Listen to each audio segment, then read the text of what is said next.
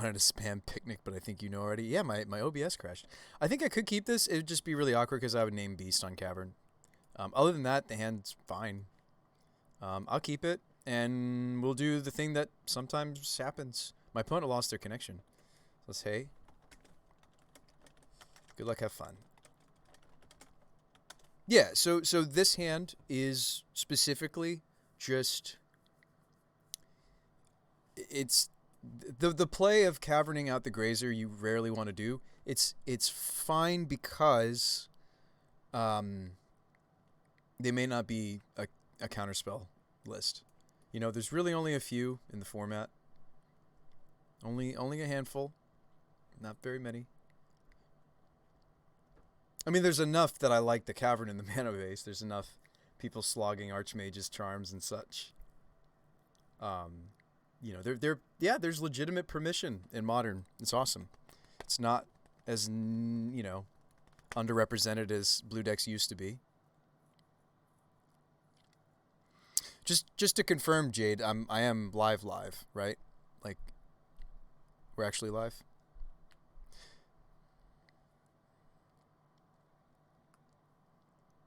Opponent is thinking. We're back. We're back from outer space.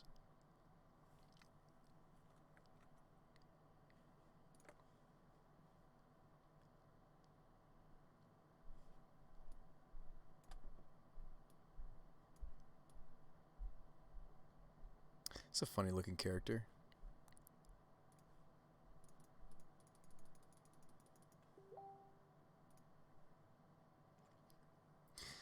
Just kind of waiting to pass the time. We could look at the deck list while we're waiting for our opponent. That'd be a better use of our time. So, yes. So again, those two goals of we want to try to make a Naya colored deck work in Modern. I think this deck's certainly achieving that. We're not splashing any other colors. And we also wanted a Modern deck to... we wanted a build of Winota specifically to try and get their... Oh, they're back. All right. To try and get their... it just stinks that we have to maybe go Beast here, but I'm going to. Beast for Grazer, Uncounterable Grazer. The Grazerist Grazer. I think I'm supposed to play the Canyon. I don't know. You usually want the filters to come out later for when we know what we need to be filtering into. Sweet. They're infect. Never mind, even better. Hardened Scales. Do I have a main deck way to beat them? Not really. I mean, I'm sorry. I'm saying I don't have a main deck bullet that just beats their deck. It's in the sideboard. That might work. But I think I just play Ranger. I could Eladamri's Call and set up Arbor. That might actually be the better line. Or actually, I can't because of Eladamri's Call. I mean, because of Cavern, excuse me, is why I can't. It might just be correct for me to play Ranger.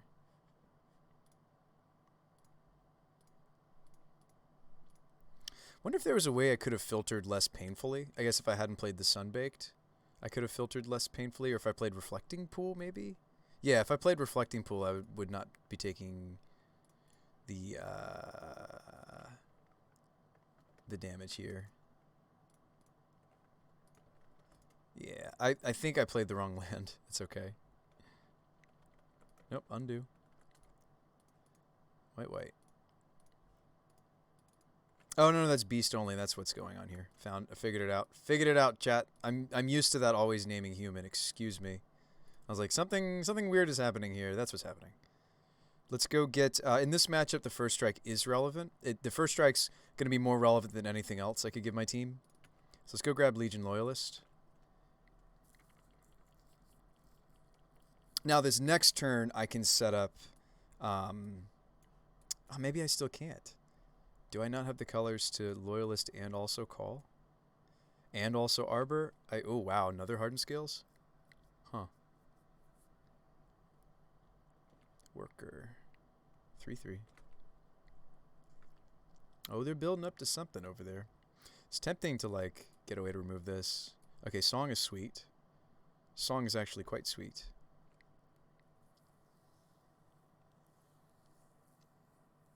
Now, Song of Freyalise says until my next turn, so I actually can Elder Molly's Call off of the mana that Song of Freyalise gives us.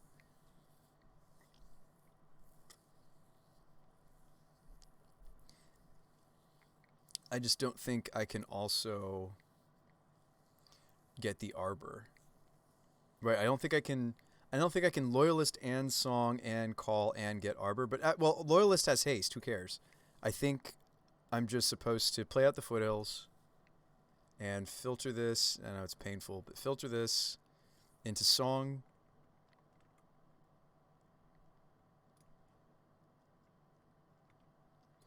Yeah, I mean, it says until my next turn.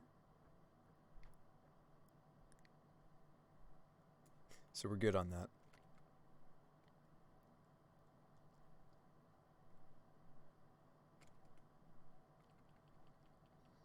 So we'll call, get the Dryad, play the Reflecting Pool, play Loyalist, play Winota, do the thing.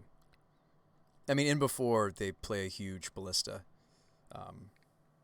That's always what we're afraid of, right? There's plenty of big Ballista decks in the format that aren't hardened scales, right? There's the Tron decks are doing it. Heliod makes reasonably sized Ballistas. You know.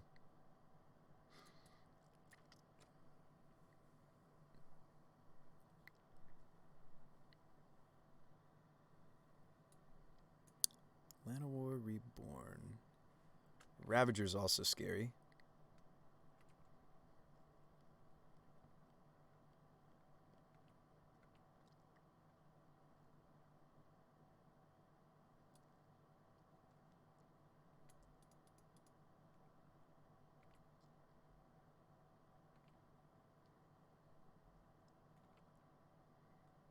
We may kill them on this crackback, though. I know you might be like, Bruce, it looks like you're not doing much of anything damage-wise, right? Like, no, like this might be a serious crackback. Green? Imagine tapping Ranger Captain of Eos for mana. Go get the Winota.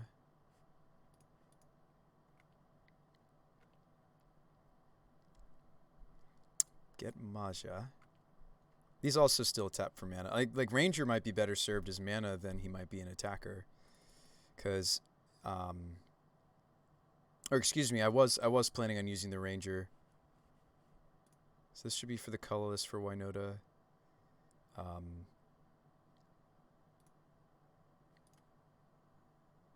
Trying to see how I need a filter here.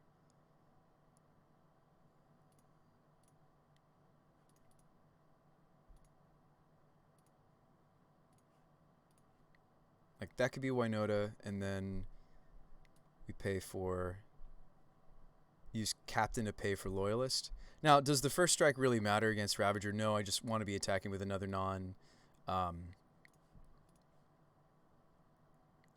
let's not forget that we're gonna get the chapter 3 of Freyalise next turn, which is gonna be sweet. And you'll see that this actually is surprisingly. All right, let's put that on the bottom of the trigger because the first strike could be relevant. Okay, Grace or Captain? Probably Captain. I'm not attacking with any humans yet, so let's go get something. Probably going to go get Bushwhacker. We have reds. Let's get Bushwhacker. This is a good situation for the Bushwhack. Blade. Probably Blade. Historian.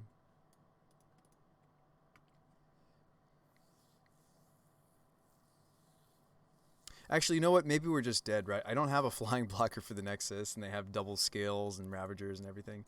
Oh wow! Or I just hit the moon, and we don't lose to the Nexus anymore. Sweet. I was afraid of this. Wow! On our last trigger, we hit. Like we had to turn off the Nexus, right? Like I had to spike. Like should I actually not have tutored for Winota? And I mean, like yes, we had 18 looks, 18 cards deep looking. For Magus, but I wonder.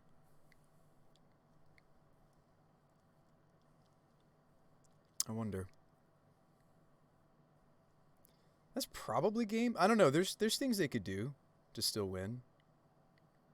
Blocking Magus. Okay. Why? Why not block? It's indestructible, my man. Okay. They go to 7. Imagine if we had gotten like Maja out or like any other anthem on the table, they'd be dead right now. Which is the best kind of dead. I mean, I do have a block to make, which I should. I mean, we have plenty lethal on the board even without Winota's help. So, I may want to block with her.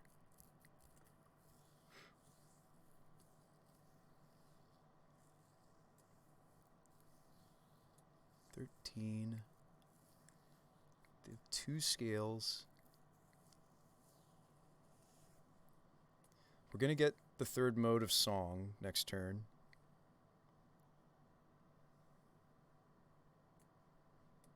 This is a pretty card, too. I feel like the sagas are just like a pretty card design. I mean, they're weird, but I think they are pretty. Ooh, another worker? Okay.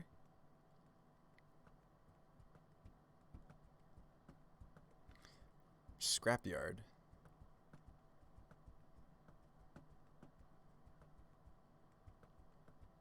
Ooh, but they don't attack? Really?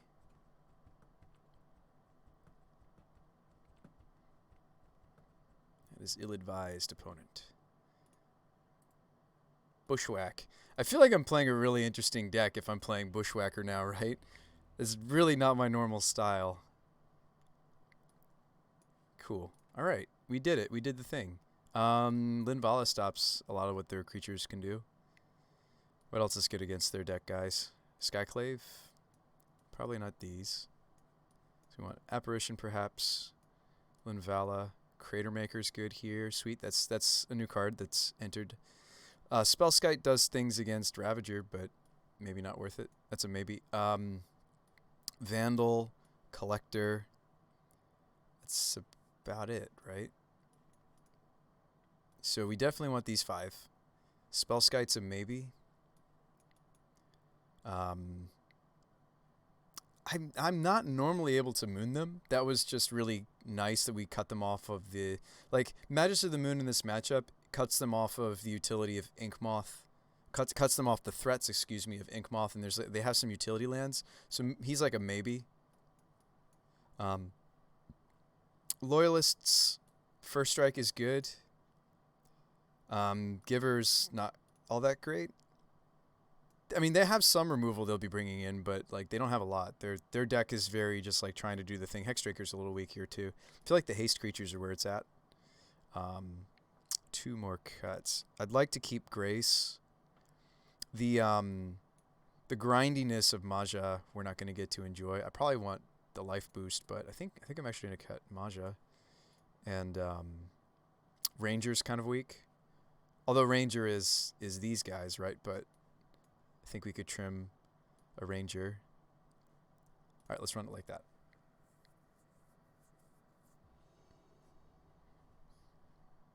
It's awesome to take game 1 against their archetype. It's really important.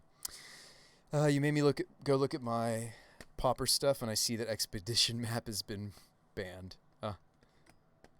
Yes, it has indeed. All right, don't let this hand deceive you. It looks bad, but we have Garden Freylease.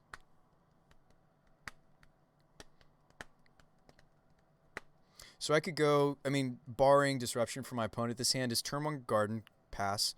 Next turn, fetch, song, tap Garden, play Bushwhack. And then I have both the plant and the Bushwhack on the second turn of Song of Freylease to cast Ranger. Go get Legion Loyalist, and then Winota. I mean, obviously we need to draw like a land as well, but I actually am going to keep this. I want to see if Song can do it without the help of Grazer. They're far better together, but let's see if this card can do the thing. About over 50% of your Pauper decks play map. There are other ways to assemble. Didn't they put crop rotation? I think they put crop rotation maybe into, or we can draw a better land. Or is that better? No, I feel like I'm still going turn 1 Garden. Ozolith. The Ozolith. This card's great for their deck. Actually, crop rotation was back even... Oh, really? I remember reading an article that was talking about how, like, instead of Expedition Map, these Tron lists are going to be running that instead. Yeah, I think I just Song, right? Song into Bushwhack. Like, we don't have... Like, sometimes Bushwhacker's just going to be here to carry the mana of Song, right? That's not weird. I don't know what this Foothills needs to be yet, so we'll take the pain. Tap you for red. Play you.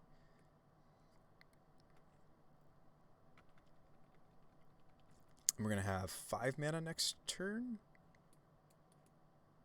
We probably want to just play Seasoned Pyromancer.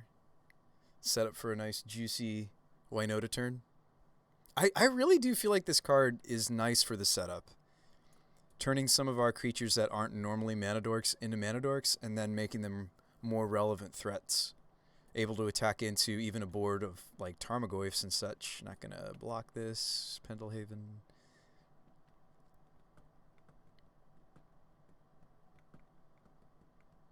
Don't get me wrong. I really like Hardened Scales. I think this is a sweet deck. Underrepresented for how powerful it is and can be. Case in point, I think they're casting a Walking Ballista. Maybe they're going to shoot my Bushwhacker. My Bushwhacker. Maybe not. Another Song.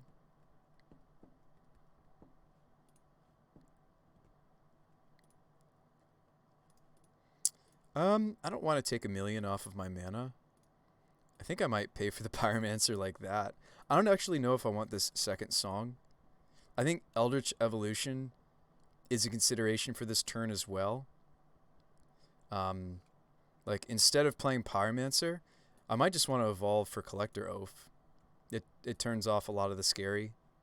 So we could even do this. I could go like that and evolve, plant, play second Song.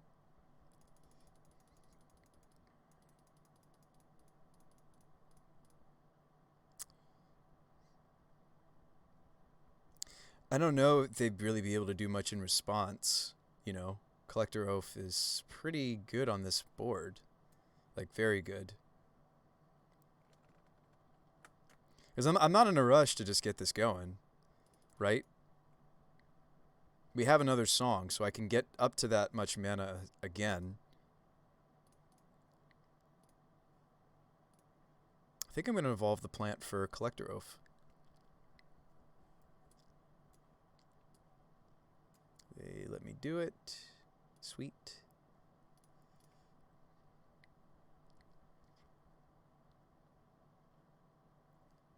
Is this like the weird Bizarro land where I might even consider getting a basic because I do have the extra Song?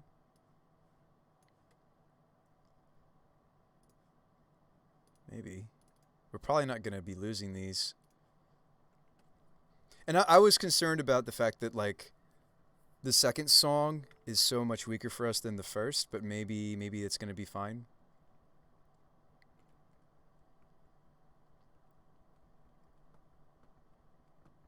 I mean, in before they dismember the Collector Oath, of course.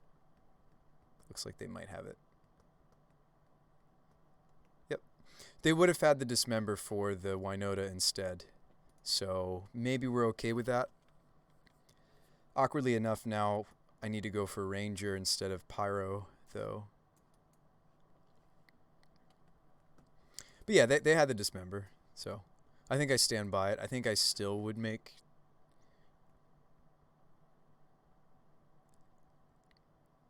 I mean, either way we were going, I guess the better thing to do would have been Pyromancer then, if what they had was dismember that turn. But then we're just going to get got on the subsequent turn.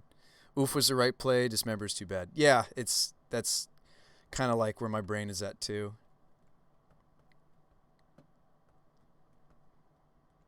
So we still have mana. Songs. Yep. Too bad that we don't have much on the table to enjoy this third chapter, huh? Another Ranger. Okay.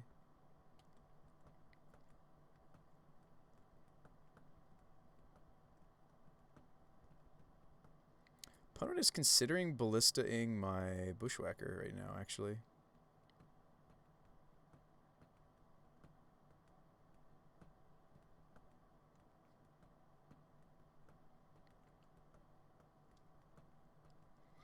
I haven't drawn for turn yet.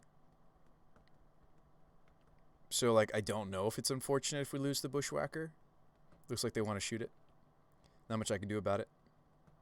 Good thing we got game one, because that feels bad, man, that I'm missing out on the white mana I kind of needed. Maybe the deck will be kind to us. Oh, no, sorry, Ranger was the draw. Maybe I'm supposed to... It feels wrong to sack this to try to find... Like, I'm not going to find the filter land. I think we may just lose this one. Like, the Ballista was good. The Dismember was good. I'm missing out on the benefits of Song. I mean, yeah, we have a density of, like, creatures that are easy to get on the table, but, like, Ballista's a thing. And I think the mistake was, I mean, like, let's think about it, right? If they don't have Dismember in their main deck, they're gonna have it in their sideboard, right? So maybe the mistake wasn't anything I did last turn. It was the turn before that. It was the turn where I decided to go for Oath instead of Seasoned Pyromancer, because this would have set us up shop, made our lands a lot less. Like, I should be careful to rely on the mana from Song, because I can't rely on the creatures necessarily to stay alive, right? Oh wow. 4 Infect. Can they make this Infect lethal? 1, 2. I think they actually could have killed me right there, couldn't they? Because they have an Ozolith. Couldn't they have modulated that? Anyway. So there's an Aladamri's Call.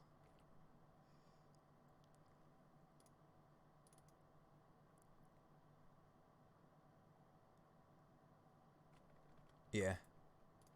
We're done. I still think it was, like, the temptation to go for... I'm going to run it back. I know that Spellskite has limited applications in this matchup when it comes to Ravager, but I'm not going to play it. Let's just run it back. I mean, I guess I could try to cut, like, another Ranger. This hand looks great, actually. I mean, I know this hand's missing a way to get to Winota, but it's got a sideboard card. It's got the acceleration from Grazer. I think we keep this hand. And we just hope to top deck the rest of the wombo. I think I should be more aggressive in fetching for my colors too, with a hand like this. So I think I should get Stomping Ground here, and I'm gonna put in the Garden. Like, as good as Garden is for this Freylease build, I really don't think we can run more than 1 or 2 copies of it. This has been a really great inclusion. This is a really great idea when we started playing the Grazers, because we just needed more lands in the deck in general. Has a lot of synergy for Winota. I mean, yeah, it's awkward because it's a tap land, but all right, Crater Maker. This might get dismembered though if I play it out. Maybe we want to Bushwhack, swing for 3. I mean, you usually want to hold back on this guy for the... you know what? Maybe it's fine if the Crater Maker gets toasted. I don't really want to get Arbor. I want to work towards this Historian. The only land that doesn't cast Historian is Garden. So we're going to name Human here. So maybe I'm getting Sacred Foundry, because Sacred Foundry works towards Historian, gives me kicker for Bushwhack.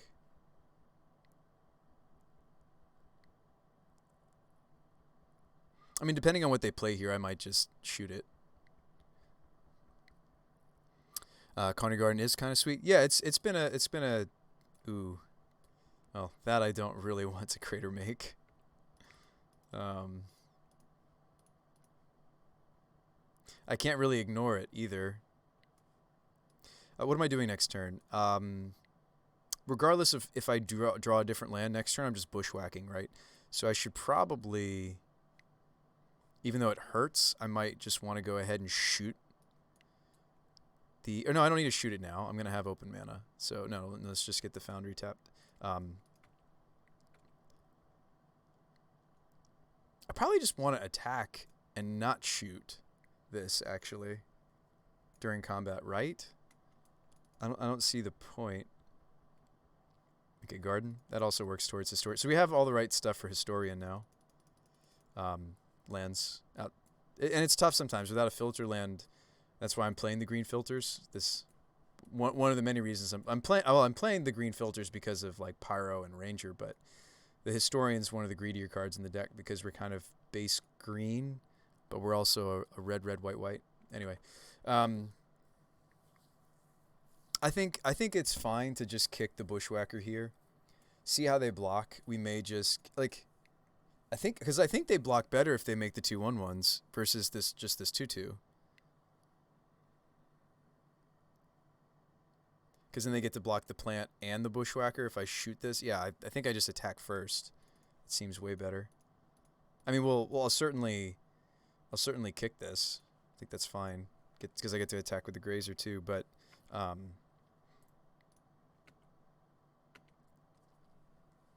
I mean, they may just trade it with the Crater Maker. Yeah. That was kind of my intention anyway. So we get in for 4. I think that's totally fine with me. Get your flyers. Yep.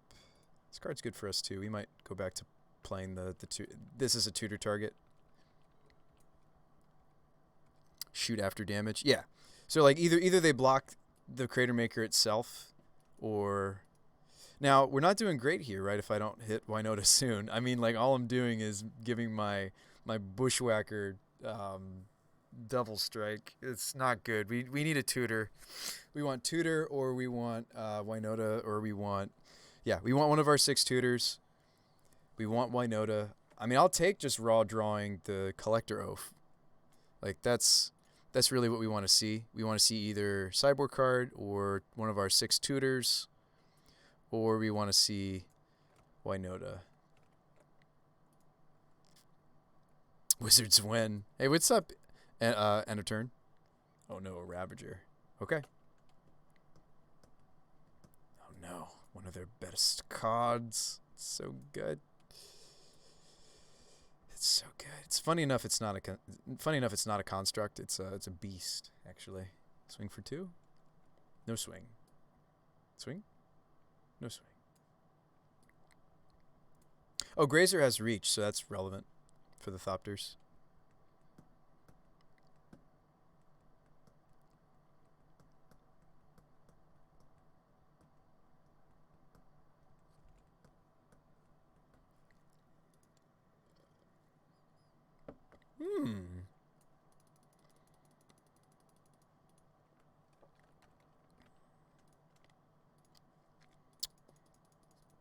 We got to hold out. I mean, unless I want to get the... I don't think I can afford to go... I mean, like, yes, there's Dismember, but both of the things I would go Elodomri's Call for here. Unfortunately, I don't have the 6th mana, so I can't just go get Winota and play her now. So I think we're going to call during their end step. And, yeah. I mean, yes, like, I could try to take out the scales. Like, yes, I could try to kill the Ravager here. I could get Collector Oath and play it this turn, but I think even though Winota's delayed by a turn, I think I'm supposed to Llanowar plus scales. That might be scary depending on what they have. Another creature. Is this Ballista? Oh boy.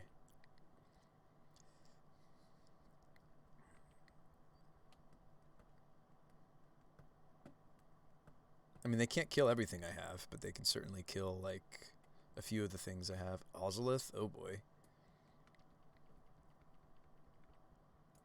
I mean, like, with Ravager, they can certainly, like, put...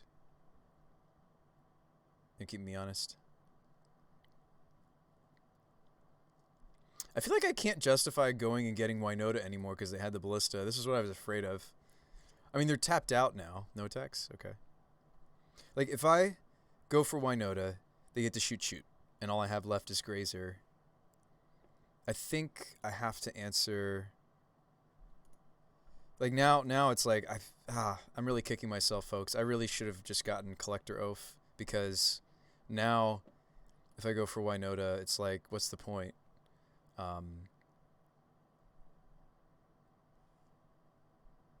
And they can do all that in response. I mean, like, they have enough that they could shoot and kill everything now. I should have just gone for Collector Oath. That was so dumb. Why did I think they wouldn't have the nuts, which was a top deck ballista.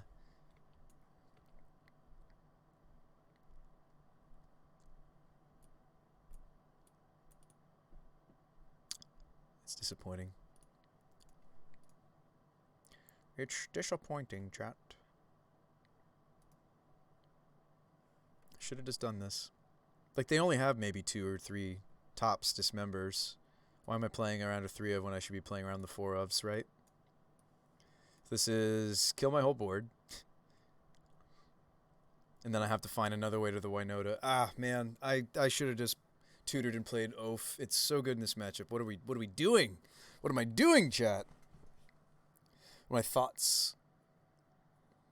What are my thoughts on Modern Horizons 2? Counterspell is interesting. I haven't seen the Brainstorm artifact.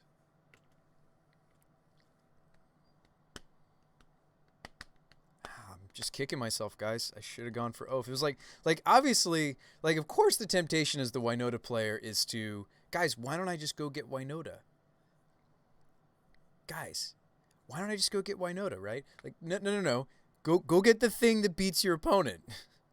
What you don't need to do. I don't need to do the Winota thing, right? That Ozolith is going to have a lot of counters on it. What's up, Demir? I haven't looked at it yet, Radio Copy. You want to pull it up for me? There's a lot of the cards. There's a lot of cards from that I haven't looked at yet. Yep, kill my dudes. Killing my dudes. And at the end of all this, they're going to have a huge ballista. Maybe they leave the Grazer alone. That's a lot of counters to spend. Might be better for them to just have a 9/9 than a... No, they're going to kill the Grazer. Okay. You did. Well, not necessarily. I might play some more. I just don't think I'm very good at that deck. Or maybe the matchup against elves is not very easy to navigate. Brainstone. So they have a 6/6. All right. Human?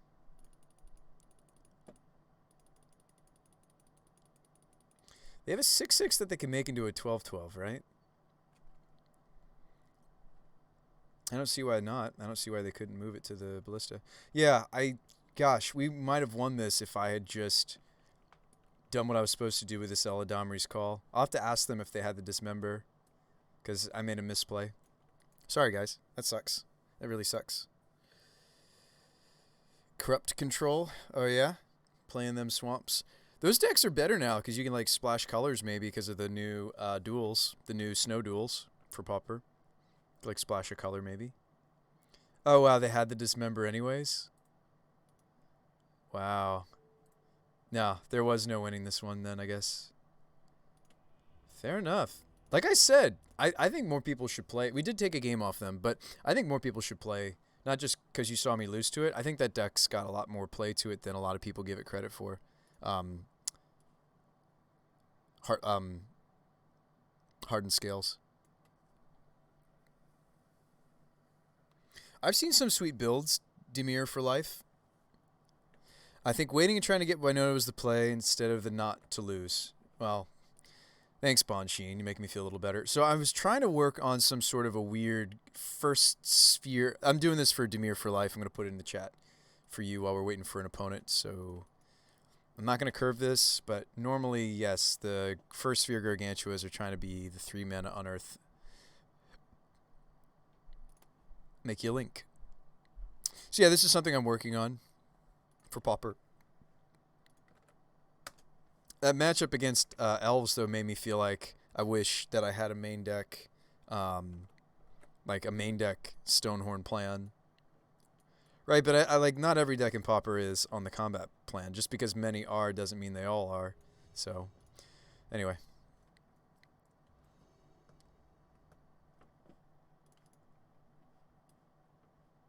So we do have a garden. We could maybe try this opener. It needs, like, we might have to evolve the Bushwhack into a Pyromancer. I'm gonna keep this on the play.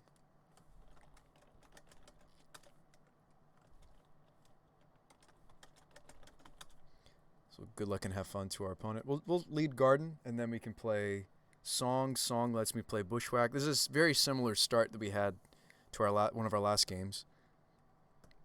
It does seem sweet. Sorry, I didn't switch interfaces. It does seem sweet, but I don't know. All right, Garden, go.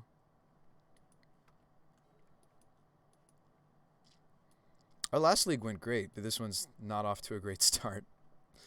All right, Verdant Catacombs, take my evolution. Make me a sad boy. Don't do it, opponent. Oh, Yawgmoth combo. This is terrifying. Their deck's actually really sweet. I don't know if we're going to win. Also, was I not supposed to play the planes there? Because I need green for this. Whatever. Song. Play Bushwhack.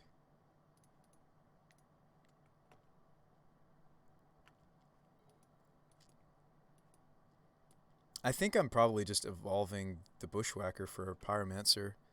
Well, depends. Like, if they literally go get another not basic, I might just moon my opponent. No, they do get a basic. Good job. Good work, opponent. I mean, I potentially cut them off of Chord if I... Well, no, that's not true. These can tap for the green part. So no, let's not do that. Okay, so I could Ranger instead. I like that line better. They don't have main deck removal we need to worry about. I might just want to get Loyalist so I can swing through. Windswept means Dryad Arbor. Now remember, we're not going to have... I still think I want Dryad Arbor, so let's go Loyalist. Not going to swing this into the wolf. That seems bad, man. Kick it back.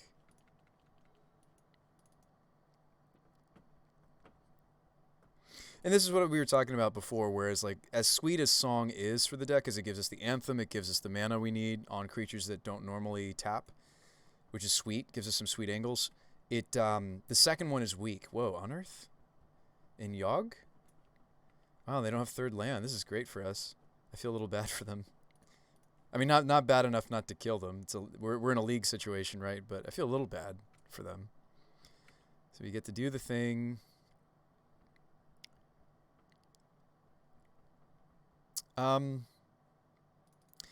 I'm actually gonna tap with Ranger because it's my only it's my only human. Oh, excuse me, I don't have the mana from the Song anymore. 1/2 green. Evolve the Captain. Winota, why not? Can't get anything else on the table. Swing with 3 creatures, so we get our triggers, put that on the bottom, which I do love how Loyalist works in the list. Normally the when attacking triggers are bad, but because this is the thing we fetch off Ranger, that drawback doesn't apply. We could go get Seasoned Peasy. I think that's what I want to do, and we'll dump these. One more trigger. Ah, we do whiff. That's okay. Happens. This is still like a healthy attack from us. And I can get the rest of my hand on the table if we want to. This is great. They don't really have good blocks. They might still block like the Loyalist or something. This is a healthy attack from us, right? This is 1, 2, 3, 4, 5, 6, 7, 8, 9, 10, 11, 12, 13.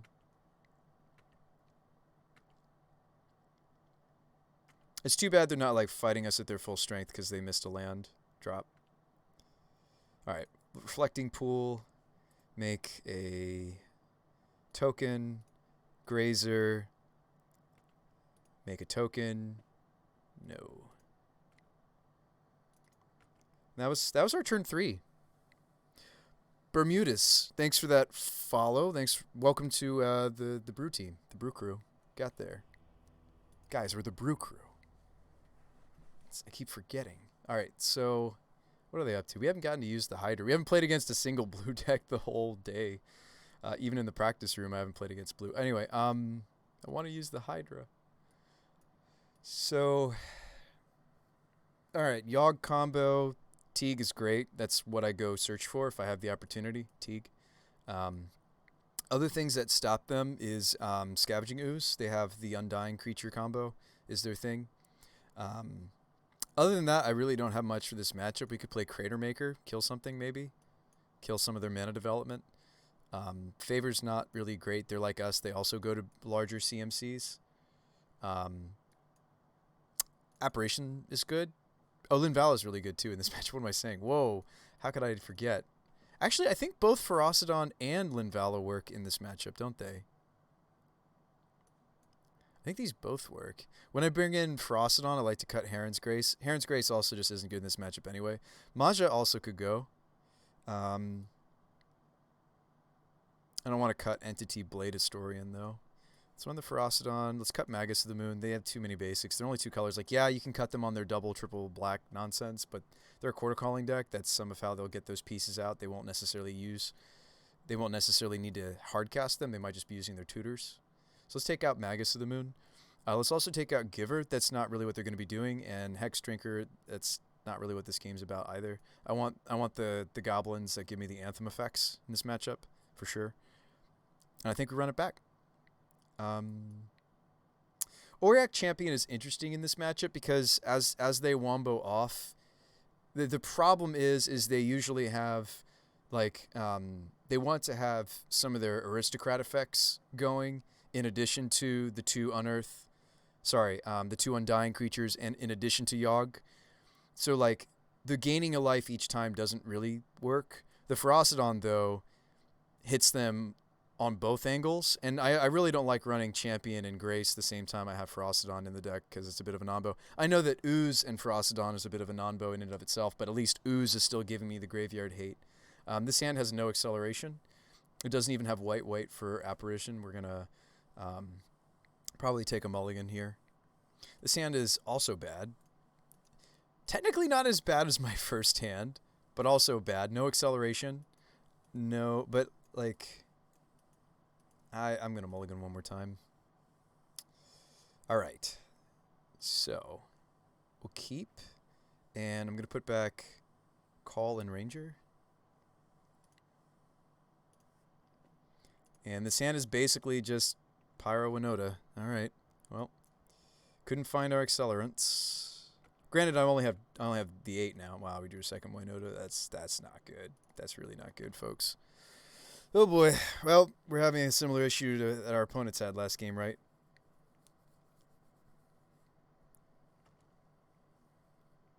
Who knows? Maybe I'm just going to go turn 3 Pyro, turn 4 Winota. Oh boy, they have a Wall of Roots draw. Yeah. Oh boy. All right. Oh, another Peasy. So it'll probably be, I mean, depending on what my next draw is, it's probably a Peasy, Spyro, Pitch, extra Winota, Pyro. We might curve straight into our Wombo, but no acceleration makes me a sad boy. Hapatra. The synergy is relentless. Making the snakes. You're a little late. You'll be good next turn, maybe. I might actually want to hold on to that song. I think I'm still pitching what I consider pitching. I think I'm going to hold this because of the synergy potential. Because, like, what if we don't find land? I mean, we did, but what if we didn't? Grazer, you're too late. You're too late.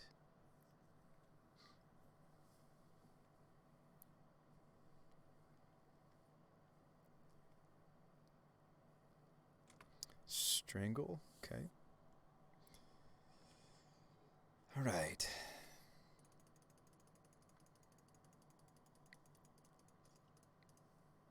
Is there a reason I wouldn't just Winota here and get the 2 triggers?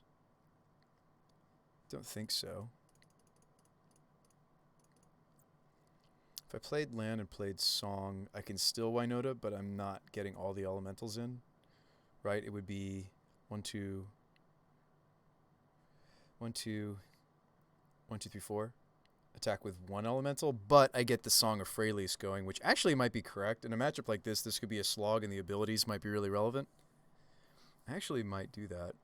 I mean, it sacrifices 1 trigger on the Winota, right? This is still 4.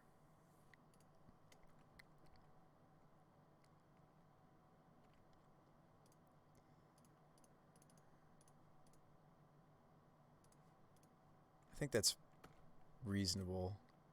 Could have played out the Grazer, but I think I want one trigger at least. Okay, Winota, find herself. She finds herself. That's fine. Unless I want to be able to block.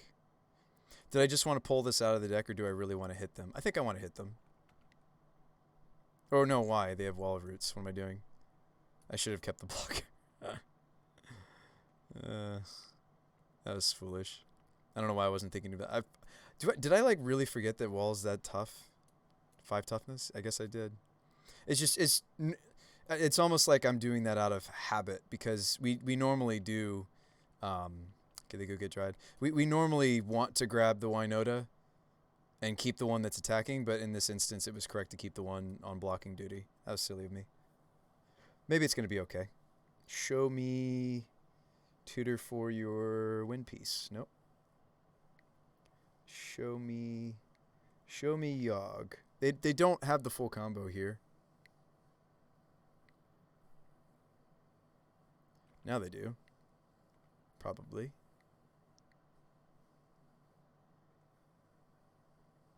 And funny enough, like, the protection from humans is relevant.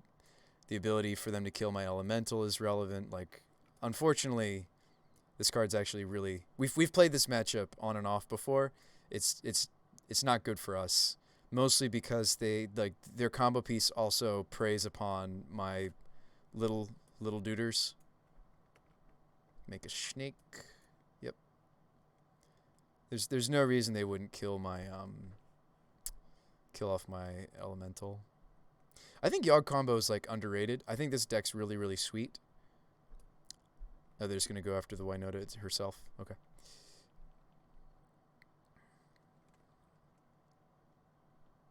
And as long as they have some life total to work with, like, they can just kill a lot of things. With the Hepatra here, they can do a lot. Ooh, why not play the Cutthroat first before you do all the sacrificing? We're very dead. If you're wondering why there isn't an Aristocrats deck in Modern, this actually is like the deck that kind of does the things that an Aristocrats shell would want to do. Also because I'm at like my life total wasn't all that high. They should be able to kill us between Cutthroat and the Hepatra making the snakes. It's also cool to see that, like, this is maybe one of the fastest Yogg players I've ever seen. It looks like they know exactly what they're doing, what to sacrifice. It's cool to see. But yeah, no joke. I'm glad we took game 1. We have game 3. Give this another shot. Their deck really is like kind of like the Aristocrat deck of the format in a sense, right? They're this sacrifice combo. Super cool. I don't mind dying to this at all. This is awesome.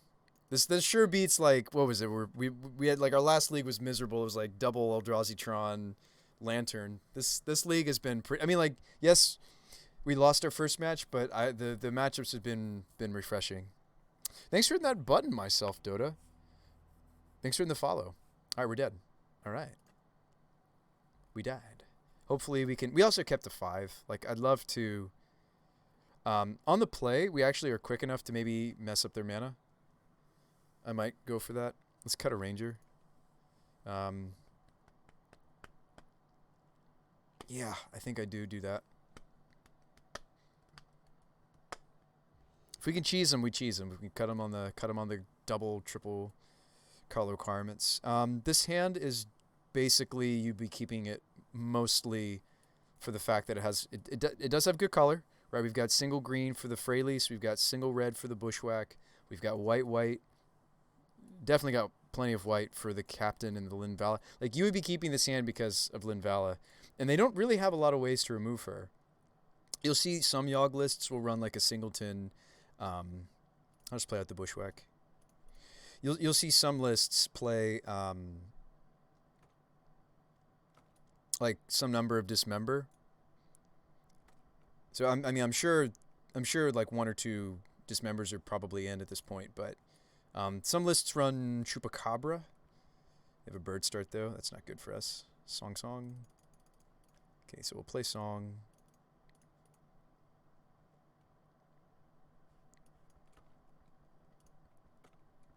Attacking. So I can get Linvala out next turn, which is great. Turns off the bird mana. Like me playing. By the way, this is a combo piece for their deck too. This allows them to go off when they have very little life to work with. Oh wow, they just get to Thoughtseize my Linvala here. That sucks for us. She would have been so good. They do have some number of Thoughtseizes shoved into their sideboard. They hit. It's usually between 1 and 2 Dismember and 1 and 2 Thoughtseize, so they get my Linvala. That's unfortunate. Ugh.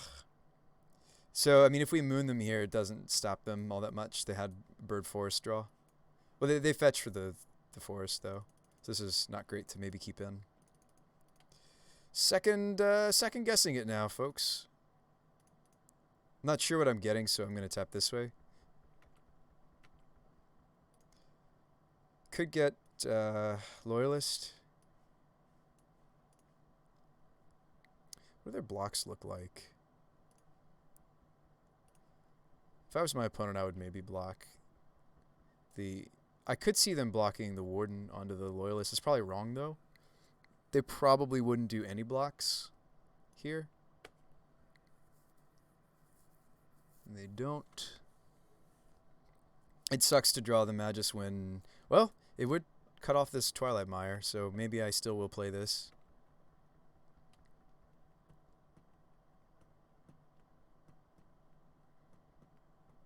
Oh, they're courting now. Oh, they're evolving. They're evolving.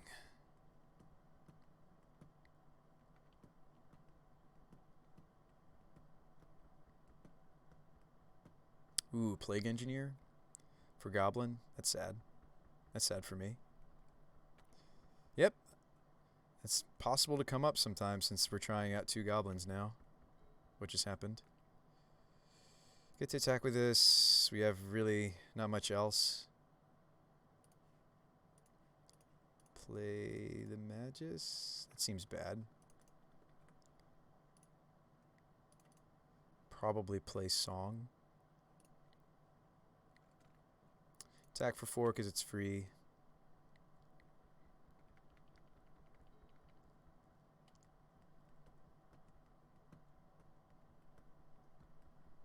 Yeah, I think we've lost this going down. Like losing the Linvala to the Thoughtseize, I think, was when I knew, yeah, like, all the creatures I have are non, because of the Plague Engineer, all the creatures I have now are non, like, if I moon, I'm losing out on these Horizon lands. I think I have to start just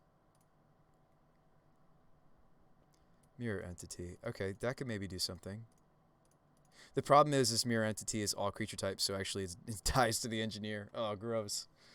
Maybe I should just play out the moon. I lose this Horizon Canopy, though. I think I want to crack the Canopy.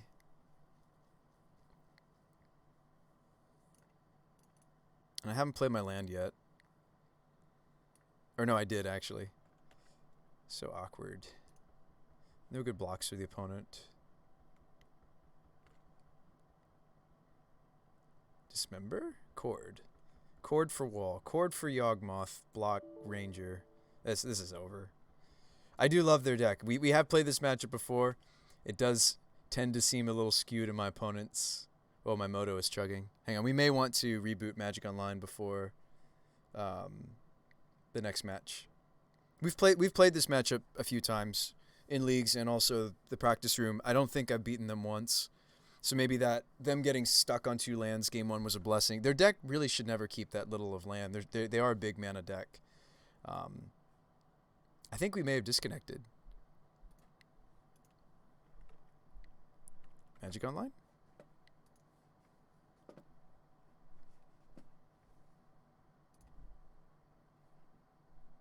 Huh.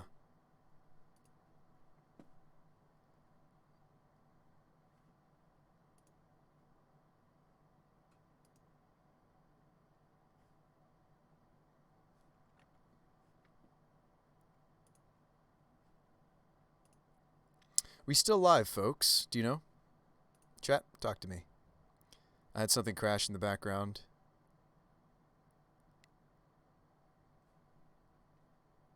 Yeah, my Magic Online looks like it's completely frozen. It says I'm live? Okay, let's...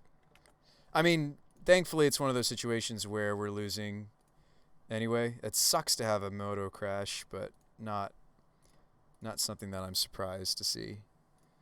Thanks, folks. All right, so let's reboot. I've needed to reboot. Anytime we do these like back-to-back league streams or multiple format streams, I have to restart Magic Online at some point. So sooner than later. Sooner than later.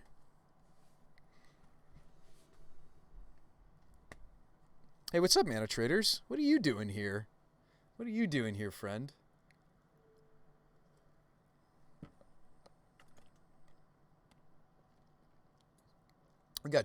We got like 3 for 1. I forgot that Plague Engineer just always kills Entity.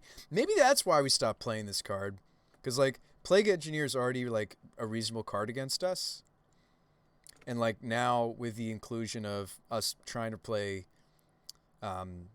Mirror Entity again, I mean this is just whoa. Join this. Well, it's not fine now, friend. Like, my Magic Online is, like, really having some issues. But we managed to get back into the game, but I'm having some art and... Oh, loading. Loading. Loading. You get some of my background programs running again, like avatars.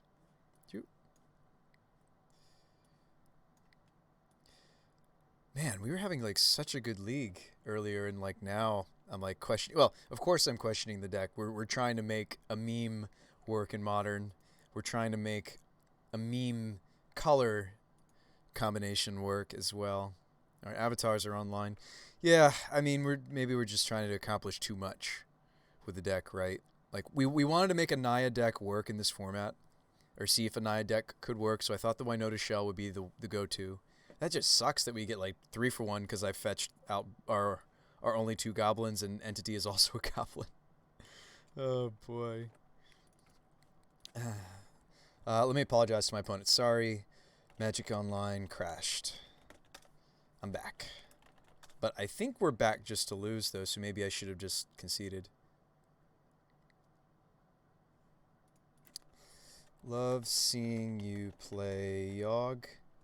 And I hope you have a good rest of your league. I think I'm dead now.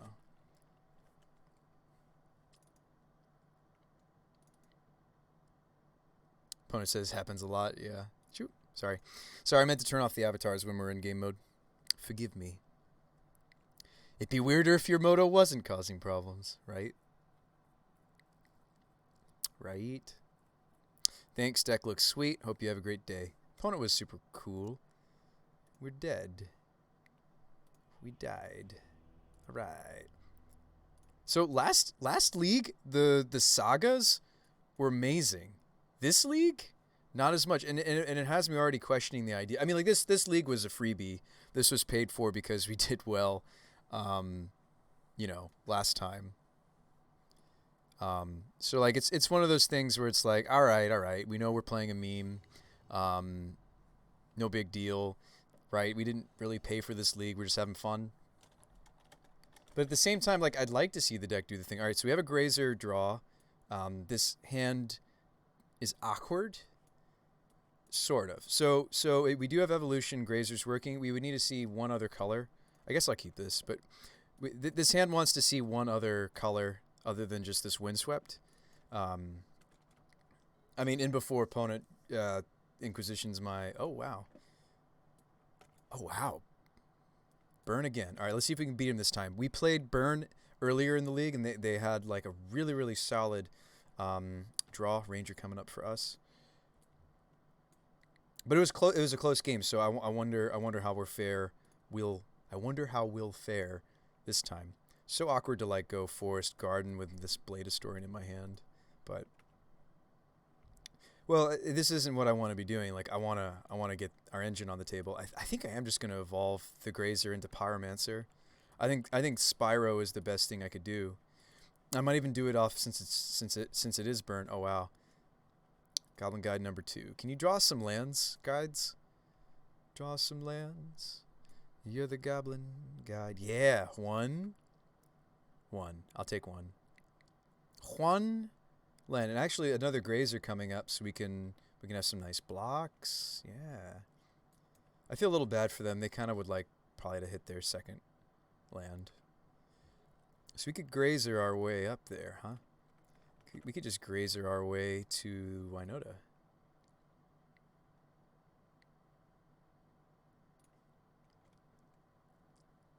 Actually, is this a situation because they're fetches? Am I not supposed to put in the other land? I mean, I could see another land next turn, though, off the top. So, like, yes, I totally do that. And then this fetches... Well, they're not going to attack with the Goblin Guides, probably. Like, this could go get my red source, and then this can get basic plains. And then we... Yeah, this is going to be sweet. I think I like going Grazer instead of Evolution, actually. Like, Evolution for Spyro was kind of a desperation thing, because my colors were... I mean, like, we're going to have a lot of green mana a lot of the time, right? That's why we're playing the double filter. We're playing Firelit Wooded Bastion. Right, because we're trying to support the gardens and the forests and such. in our white. Oh, they're attacking? Oh, thank you. Thank you, opponent. Eldritch Evolution, fetch. All right. Not just to maybe hit land. I don't really want another evolution, I think. What was I going to get? The Sacred? Yeah. Foundry. We can get, like I said, we can get basic plains here. Hey, Wooded Foothills. Thank you. Thank you, Goblin Guides. Block. Grazer's great. This card's great. Been really liking the Arboreal Grazer builds. And then they're gonna kill them. Skewer. Okay.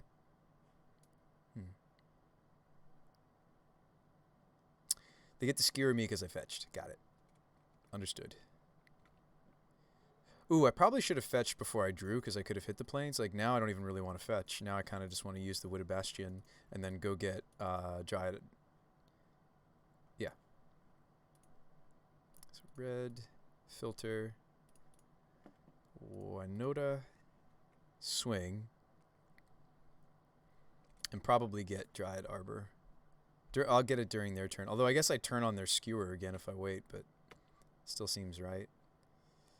All right, entity, not enough mana to grow it yet. Gosh, are you really? We're maybe going to cut this. I do want to pull Winotas out of the deck. This might be an instance where I don't care to deal the extra 4. I might rather have her as a blocker, actually. I rarely make that choice, but I'm going to make that choice, especially since we have so much damage next turn, right? Oh, wow, we whiffed. Ooh, okay. I mean, not no consequence, right? I mean, like, opponent didn't... I think that's the second whiff of this league. I mean, that happened, right? You can add all the Ranger Knight captains and, you know, Seasoned Pyromancers you want. Like, the deck can still just, like, see a pocket of lands or a pocket of your tutors, right? All right, so we do win, though. Like, we've gone through a lot of hoops to try to maximize the ratio of humans to non-humans in this list. Everything from, like, having our lands double as non-humans to... Anyway, Eladami's Call is really slow for this matchup. Maja can go. Herons needs to stay. Entity's too much of a liability. Magus gets cut. Burrington's great. Champion's great. Favor's good because our creatures are just bigger CMC. Spellskite, Ooze. We have a lot of things we get to bring in here. I think that's it.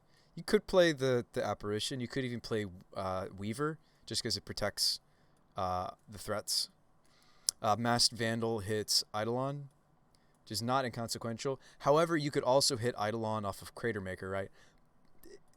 Vandal blocks Goblin Guides and takes care of Eidolon. It's just a matter of what do you want. And rarely do I cut tutors.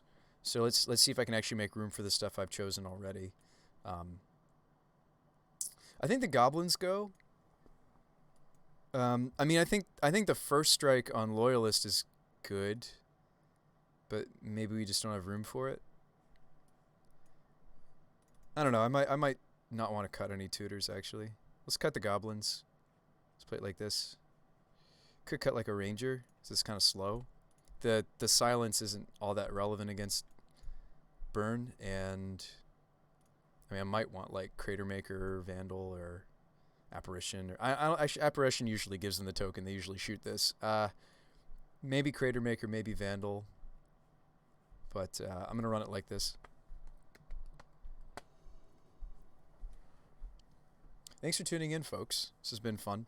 This opener's not as bad as it looks. It's got a sideboard card, Favor, and I don't have to put the Dryad into play off the bat. I could go like Grazer, Windswept. Anyway, we'll see how they lead here. I tend to not like to mulligan Grazer hands because it's just, yeah, it's a great blocker. So it's going to slow down the Goblin. I mean, unless they blaze this, they might blaze this. Ooh, Bastion. This hand got a lot better for this captain. Sweet. That's good news. Huh. You know what? I could go basic forest for this Grazer. We have been graced with a substantial amount of color fixing. Granted, not the Pyromancer still. That's okay. And I think I put the garden in. Don't want to put an arbor. I think that's wrong. Don't want to play Favor until I know I'm resolving something that's clearly bigger than their stuff, though. Is this Eidolon? Yep. Okay. No attacks. Windswept. Okay. It's not great. So we can get into red for Pyro. Don't want to Favor until I might not cast this anymore because they played Eidolon. Ranger's good. It's bigger than the Eidolon. I might play it just for that reason. We might do it painlessly off of Bastion. I think that's what I'm supposed to do. So Ranger, yeah, you get your trigger, but I will go get Burrington. I think I go get Burrington. Burrington, of course, will trigger Eidolon, but it's the best one drop I think. I mean, Giver's good too. I think I'd rather have Burrington. Got good blocks. They need to like Searing Blaze the Ranger. If they do, of course, we'll silence them in response. But this looks like they're blazing. Nope, Spike. Okay. Down to 18. We're down to 12. Spike. They're down to 16. We're down to 9. They have 2 cards left.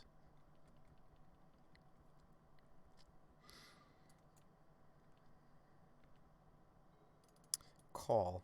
So Call could go get like Auric Champion, or we could go get the one that gives lifelink to all our humans. I'd rather set up for that, but that would mean we'd have to somehow get Pyromancer on the table. This is going to be a little painful. Well, Burrington's worth taking the Eidolon trigger because I can trade with like Boros Charm and blocks nicely. And now we can attack with Ranger. I'd probably just put out Dryad Arbor. We're at a precarious 7, but don't forget, we took game 1. There's a game 3 to be played, and I expect to lose on the draw against Burn. I may not be able to take the 2 damage to use this. But if I get to, I'll go get Heron, the lifelink human. And then, of course, just hope that they don't have Skullcrack, because even countering the damage from Skullcrack with Burrington doesn't save you from much, right? It doesn't stop how Skullcrack stops. Okay, now we know what their sideboard is like. They should have Stomping Ground.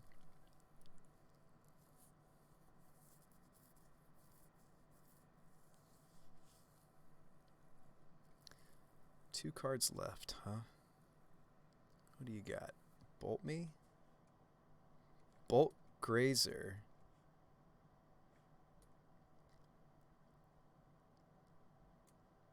Okay. I mean, I'm not sacrificing Forge Tender for that. I still could block if I want to.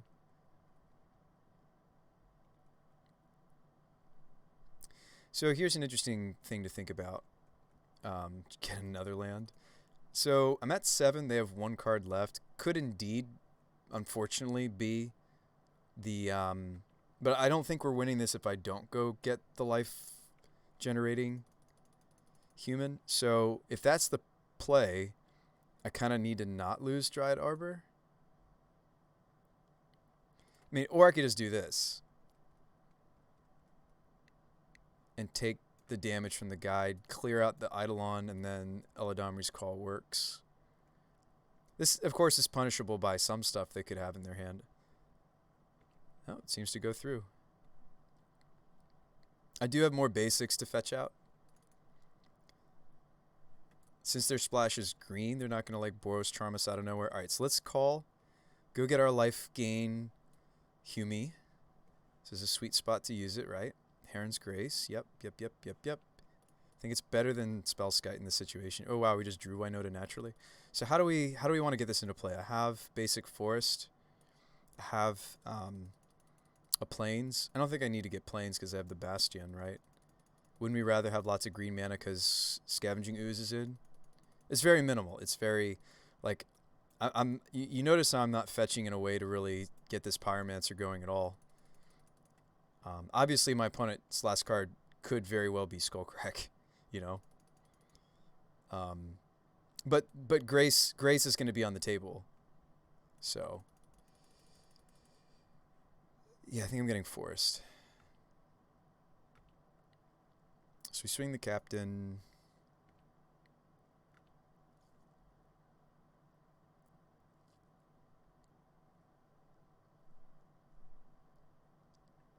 A Shard Folly.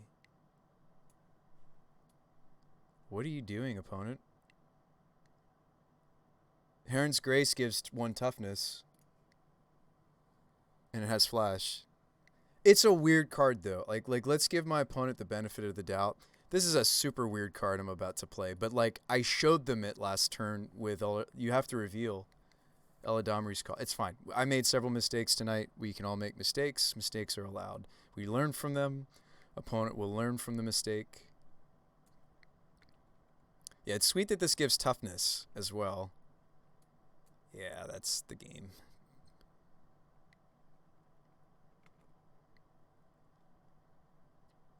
So we go up to 8. They go down to 6. It's most likely the game. I mean, there could be like them drawing perfect, and I mean I can't imagine what we win there. So we're 1-1 for the burn matchup. However, that might have been a more even budget friendly. I'm not sure, right? I'm not sure. It looked different than the last burn list we played against, right? The last burn list we played against was Splashing White, was playing Boros Charm. Probably had core Firewalkers in the sideboard, so I would imagine that Boros burn is more competitive, but I don't know.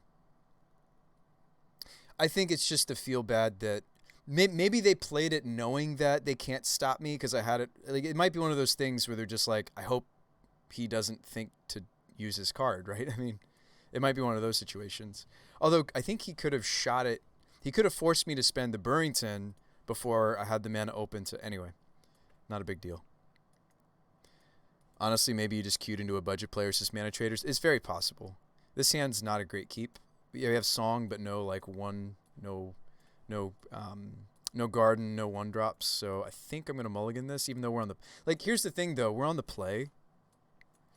But this hand doesn't really want to do anything until season. Like I don't think I'd even play out Song on 2. If I play out Song turn 2, the Pyromancer misses the first 2 chapters, right? I mean, I could be aggressive. I could go fetch land and then go get Dryad Arbor, and then the Dryad Arbor is going to be on the board. I mean, it's vulnerable against depending on what my opponent's playing, but at least the Dryad Arbor will be on the table for Chapter 3, and you know, short of this getting countered or removed, right? The Pyromancer and the tokens that we're hoping to draw into some other creatures, right, would be on the table for Chapter 3. I think this is a mulligan, but I'm interested to like. I really, really do think this is a mulligan, but I'm interested to see if the synergy here is worth it. So I'm actually going to keep, but it's definitely worth considering looking at a 6. But I'm going to give this a shot.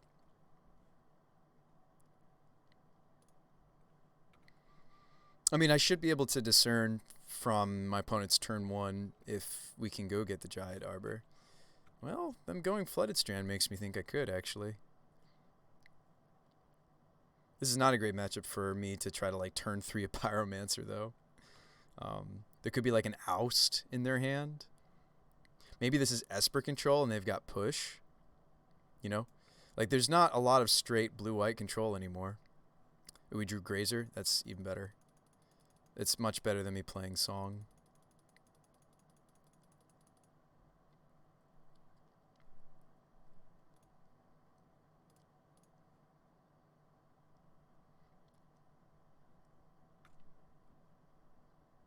Let's play Thicket Swing. You could play the Windswept there. This is a lot better now. A lot better situation.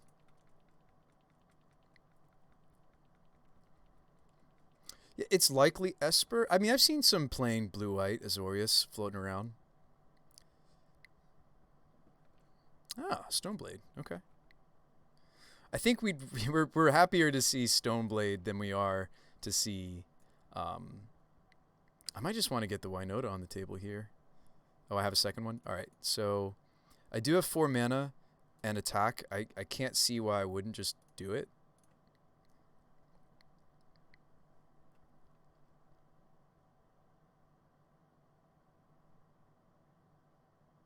I think Plains here is fine.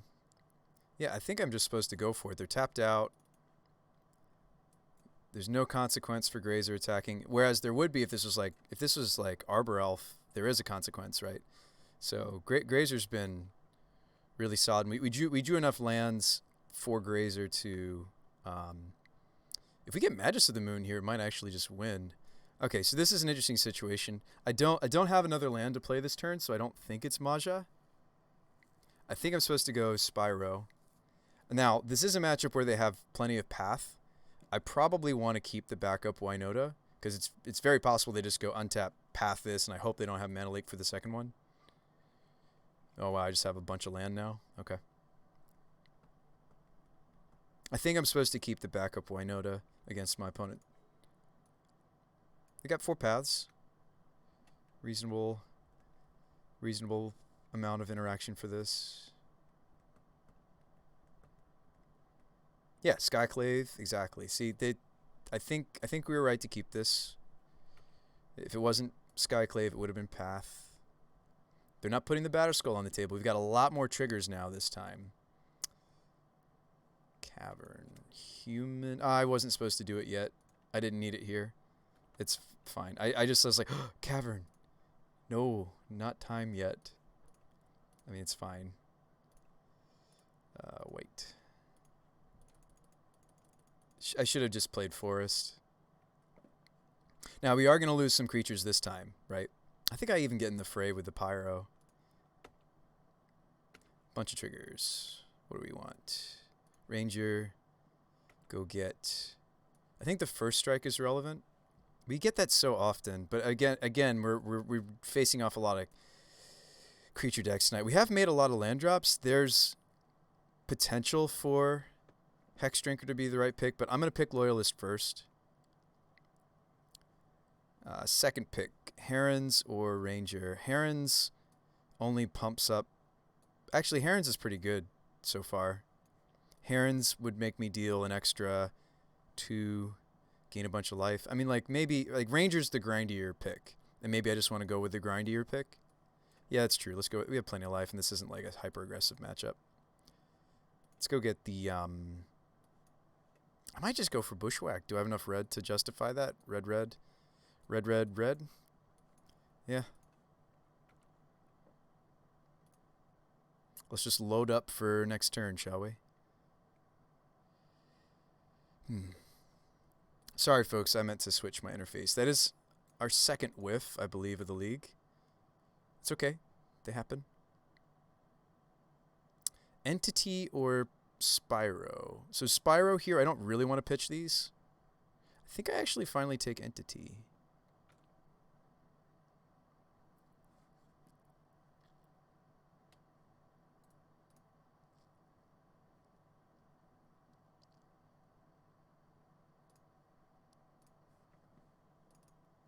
So they're going to block and kill. But I think we've run away with this. Debatable. No song, so no, we ditched it. So no hope to swing through Scott clean with the indestructibility of that. But opponent scoops it. I could have silenced them. I think I was supposed to, actually. Maybe, maybe not. I don't know. Jace. Well, we're finally up against a blue deck. Do we want to play Mist Cutter? Apparition. How do we? Huh. There's Stoneblade though. They might not be on Cryptics and such. Teague is tempting, but what are the angles we need? Right. That's where my mind should be going. Masked. Oath is interesting. Actually, I kind of like Crater Maker more, though. But Oath can answer multiple equipment. Linvala turns off Stoneforge, but not really for this matchup. They might have Verdicts. Favor's interesting. We go bigger than their creatures, but I don't think I want it. I think I'd rather have Skite. Grand Abolisher, we get to try out because of permission. Hydra, same reason. Maybe we cut Heron's Grace. Like, for example, like we didn't take it when it was an option, right? And part of that has to do with the fact that they're not hyper aggressive. Moon, not really. Their mana didn't look greedy. This is a sideboard game. Maybe the speed of Bushwhacker isn't as important as like the utility of Giver or Loyalist. Maybe this is what we cut one of. That looked good. I felt good. Matchup's grindy enough. I think Maja can stay. I like Skite Abolisher. Yeah. So yeah, I mean, you could consider. I'd rather play Apparition, maybe cut a Ranger. Eladamri's Call is slow, but I don't like cutting essential copies of Winota. Evolution is actually the weaker card against the blue decks. That's actually what I should start to consider to cut in this matchup. We should rely less on it. Oath answers multiple. I don't want to run Skite if I'm going to run Oath, so we change our minds there. Maybe I do just play Teague. I don't really want to find out if they have Verdicts or Cryptics or Tetheries or whatever. Those Stoneblade lists, though, usually just playing Toski, but let's play Teague just as insurance. I think I like that better than the random Vandal or Crater Maker. Although Crater Maker just hits Stoneforge, excuse me. Maybe I will play that. I know we're adding more bullets as I'm cutting more tutors, but Evolution, like there have been some instances where we just cut Evolution all the way when it comes to the blue decks in the format. This might be one of those times where I think we have enough meat that I could actually try that, which is not normal, but I'm going to try that. I want to see how much permission they have. Maybe it's just Bant Squirrel Blades. They'd have a Verdict or two. Okay. Oh, wow, we just have Winota. Probably shouldn't throw this hand away, even though it's a little strange. We do have white if we want it, and single red because we have 3 fetch. It's too bad there isn't a I almost said Winota land. It's too bad that there isn't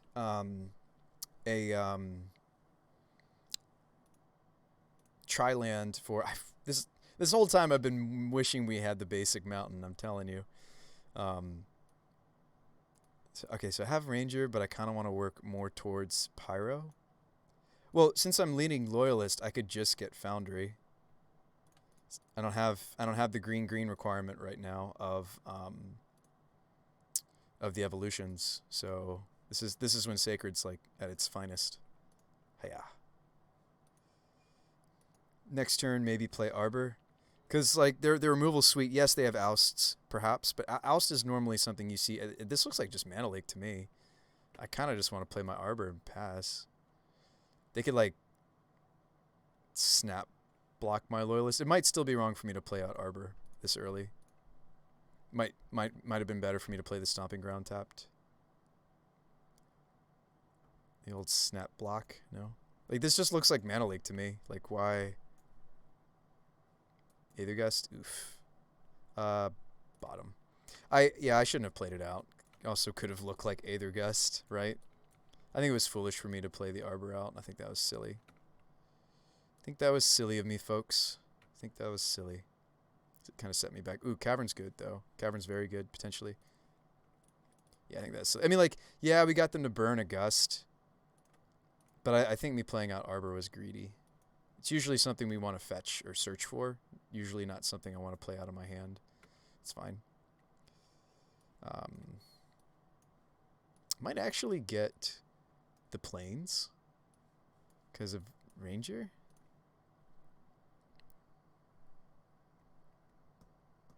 That Aether Gust on that land was so brutal. I know, right?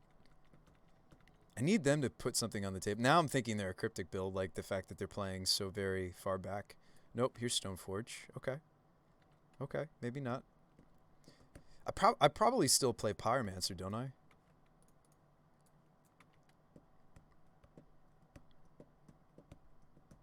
I mean, Grazer's tempting, right? But I think I actually just turn it into a token. Human. More human than human. Do I desperately want the token? I don't think I do. I think the desperation to make tokens is not trumped by the quality of cards that I have in my grip. Hey, Mistcutter, we get to try it out. Sweet. No tech. I'm content to just make one. They got Batterskull, right? Or did we see Sword? Yeah, Batterskull.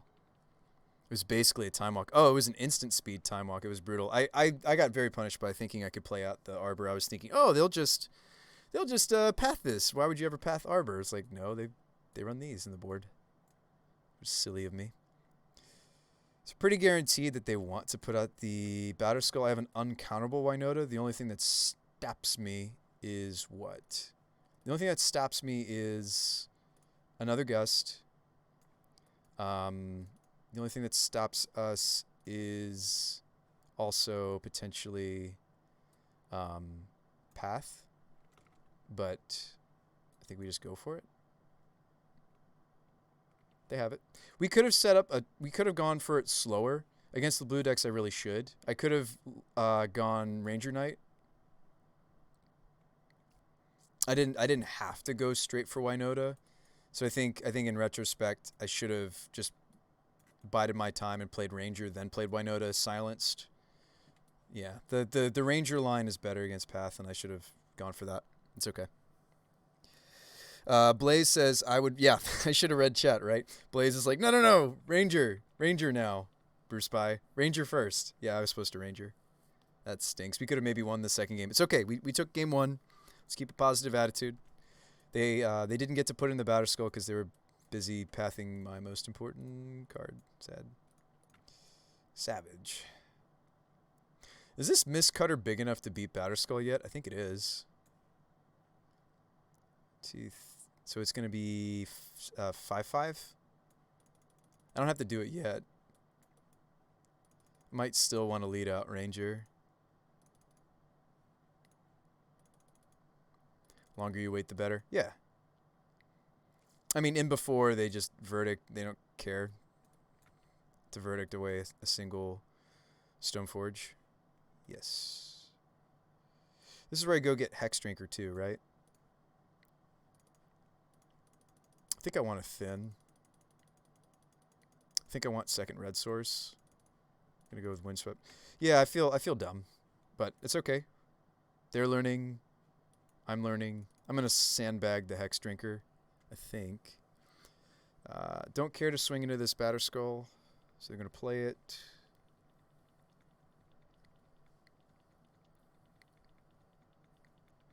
Yeah, the Gust and the Path were some good interaction from our opponent. We'll do better. And our hand wasn't like the most wonderful hand I've ever kept with this deck for sure. I could go get the Giant Arbor. I don't think I'm supposed to. Oh, actually, I already have red. Maybe I will. But like, what am I trying to accomplish with it? If not, Winota. It's another Path. Another stone. Oh, does not look like Verdict is over there. What if they have Verdict? I don't think they do. They just committed a second Stoneforge. I don't think there's a Verdict over there. I'm gonna go get my my Arbor that like slowed us down super fast, super slow earlier, from my punt.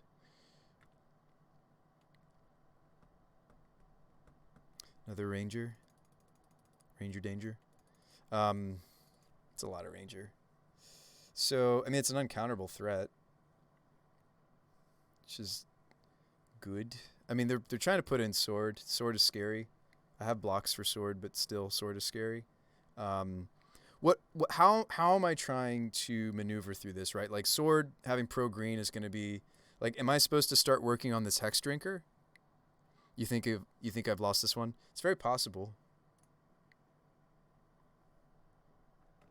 Like, am I supposed to somehow set up making the Progenitus Hex Drinker? It's so much mana to just like do that in one turn after a silence. It's like, all right, so hold on. So what's Ranger? 1, 2, 3, 4, 5, 6. Go get Giver. Play Giver.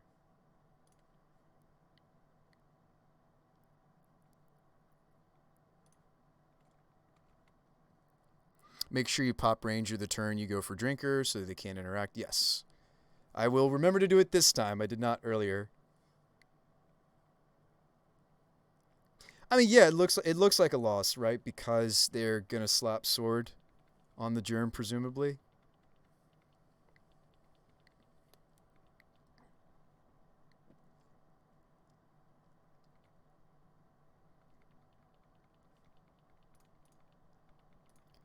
But yeah, I think the Hex Drinker is our salvation, right? I want the silence with Ranger mostly because I could just block with a token. Actually, maybe I'd rather block with Pyromancer because then we can make more tokens. Yeah. Gain your life. I got blocks for days. Blocks for days. They're up to 27. No, I mean build your own Progenitus. I think is a path forward. I don't think I have enough mana to. Ooh, the Stomping Ground got toasted. That was a bad fetch. I thought I had one more land, but I didn't realize this was down. Temple Garden was in hand. Rough. All right, Eladomer's Call is good too. Oh, what do I do here though? Collector Oath is in. It doesn't like detach the Germ problem. There's the Changeling. Hang on, let's look at our other list so we have Masked Vandal. I can exile the Sword. Go for Snick. So you like silencing here and like do these two, get these both off. Is that what you're suggesting? All right. Make you not able to stop me because I got to do the things. I mean, the Hex Drinker, once we resolve it, it's a lot easier for me to protect because I have Giver. And I could have Givered my Pyromancer, but I didn't want to make myself vulnerable to another path. Get the Snick to be unaethergustable. They might gust something right here, by the way, like my Arbor or something. Oh yeah, they're going to do something. They're going to snap Path, actually. Interesting. I don't think I cracked the other Ranger in response to this, right? They want to Path my Giver, right? I mean, I could stop them from getting my Giver by cracking the other Ranger. It might be correct to stop this. I'm actually going to. We brought in like Scavenging Ooze to fight this instead, but you can't cast that. I think that's fine. They're kind of vanilla anyway. They're 3/3s. And let's not forget we've still got Hydra, but I don't think Hydra's good enough anymore unless I can remove the Sword. Yeah, call. Go get. We got to take care of that Sword, right? I mean, like, it's tempting to just get Winota, right? And then just hope to natural the. Like, okay, so if I did go for Winota, I could just hit the Masked Vandal. Right, what's left in the deck? There's 38 cards left. The ding-ding-dings are the Historian, the Entity, the Vandal. Maybe Abolisher, not really. Oh, Maja's still in? Can you cast her? Yeah, I have Shock Temple Garden. Maybe that's what I'm supposed to do. And then just whatever they block that I don't like the blocks of, I protect with Giver. If you can go for her now. All right. Doing it. I lose one attack, though. Maybe this is wrong. Maybe I was supposed to just remove Sword.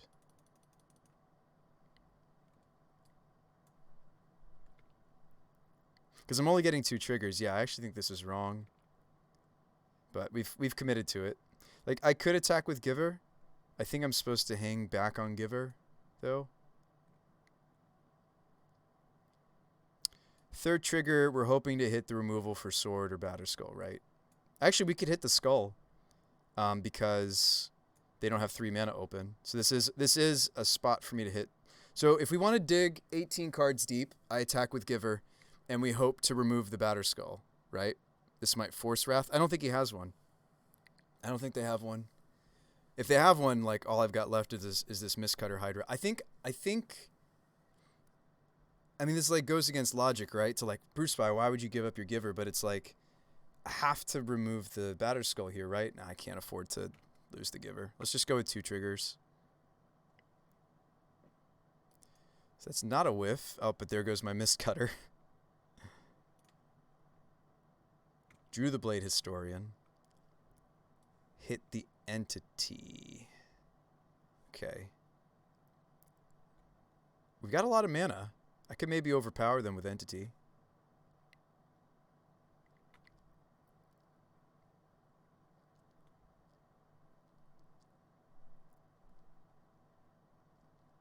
I might just need to protect the Loyalist because the first strike is relevant. That's fine. It's indestructible. Whatever. I think I have to protect the Legion Loyalist. I liked Ranger there because you can silence them. Yeah, maybe Ranger was better than Pyromancer. I also had to give up the... Ah, so they realized they really need to kill Loyalist. I like it. There's not much I can do.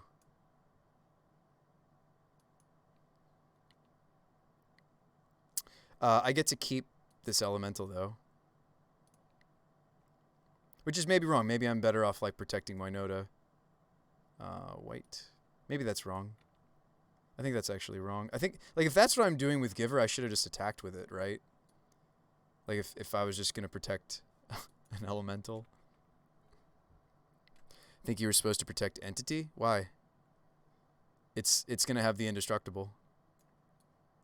Oh, you're saying don't tap it, you need to protect this. Yeah, because actually this is scarier than the Winota in this board state. That's true. Yeah, I don't think I was supposed to protect the Elemental at all. I have plenty of other trigger potentials. That was silly of me.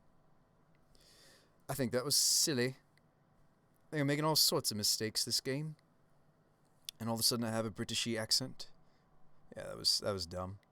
Like, what am I doing next turn? I don't even think I'm playing the Historian, am I? Because I think if this survives, it's just so much better to pump the whole team for that much. Just overrun them.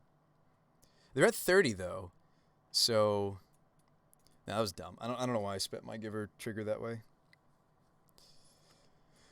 I mean, like, part of it's like, I just want to get through this. I feel like I'm getting antsy because I know that there's a game 3 and I'm behind on clock a little, which, I mean, that always tends to happen. Especially when I'm streaming, I think I lose even more clock just because I want to explain out loud my thought process with my turns with you guys so you guys can kind of get inside my head and kind of see some of what I'm seeing. Or help me to see what I'm missing, right, chat? You guys always try to help me. Oh, Frollo Bag, and I missed your comment. Yeah, you call her stepmom because she's no mother of runes. Yeah. Like, yeah, there's so many reasons why that was silly. Like, I'd be totally fine without the Elemental, right? I mean, like, I left the Entity vulnerable. I left my Winota vulnerable. I left the Hex Drinker vulnerable. There's just so many reasons why what I did there was wrong. The good news is Winota's so much card advantage that I'm ahead. I mean, I am ahead, but my opponent has 2 pieces of equipment on the board. And, like, am I just blocking with an Elemental anyway? I think I am. So it's like... yeah. I'm at 9 is part of the reason.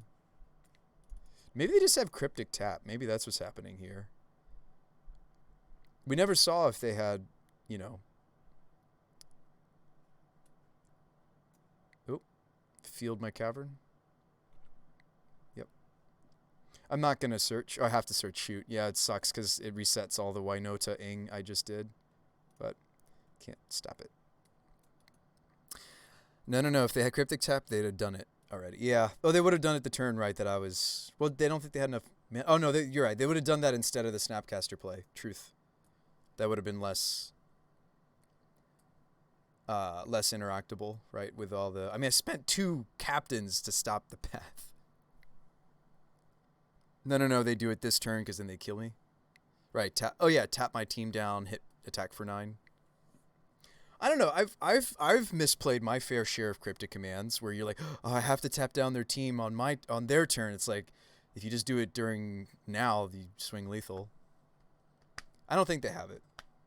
I think we have to play in such a way that we don't think about it. Like, them doing the Field of Ruin to try to cut us on lands tells me that they're scared of this overrun, right? They knew they could either the Arbor, doubt they're misplaying. Yeah. Alright, if they cryptic, remember you have Seasoned Pyromancer. Ooh, Jace. Jace bounce Winota. Jace bounce. Okay. But I can just replay her. See, they do have stuff we could Gaddock Teague, right? It's so tempting to run Jace in these Stoneforge decks, right? Ooh, we drew a land. I think that's good to do. There's still a few humans to pull out of the deck, so I think we want to play Winota. I don't know. Is Blade Historian grow my team lethal? They're at 36 though. 1, 2, 3, 4, 5, 6, 7. I have 1, 2, 3, 4, 5, 7 sevens. They're at 36. An attack from 5, 7 sevens doesn't do it, right?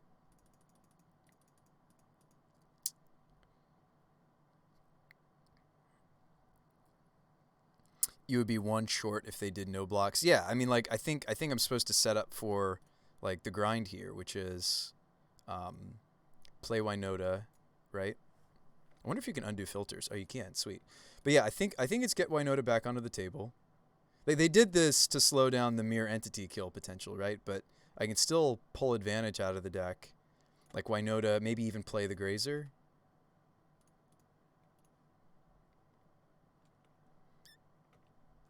Like, I'd like to get the Jace off the table.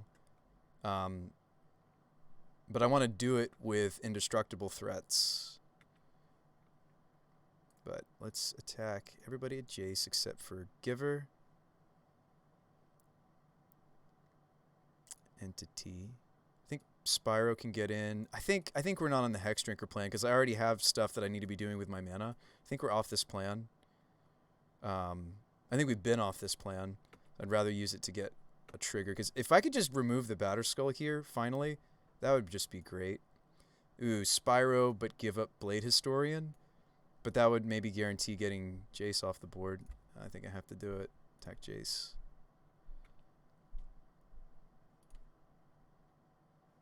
Song. Crater Maker. Crater Maker takes out the equipment. Or I can just Seasoned again, and then I don't have that option either. Alright, Pyro. Go after Jace.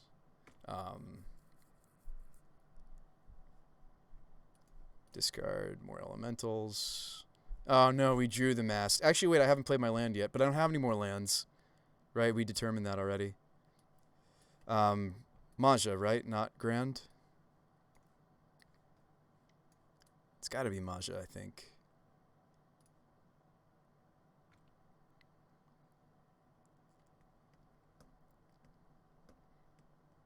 I might have overcommitted to attacks on this Jace, by the way. Like, it's very possible they just, like, eat something up, gain life, no other blocks. Why bother if they can't protect the Jace? Because I'm attacking with, like, what? 1, 2, 3, 4, 5, 6, 7 attackers.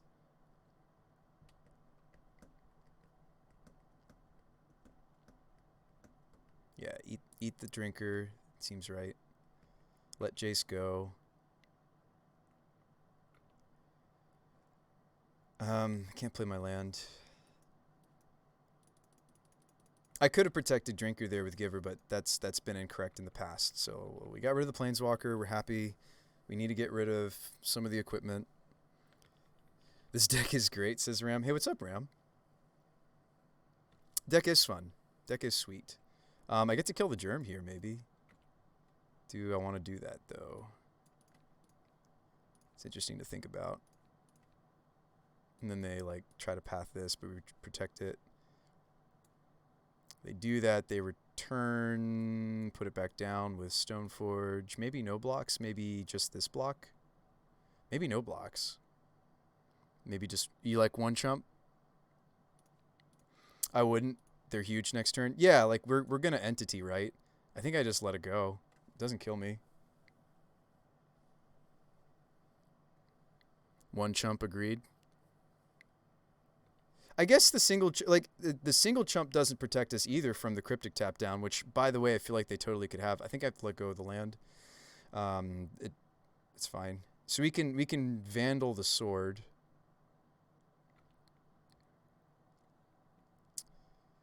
Ranger. Okay.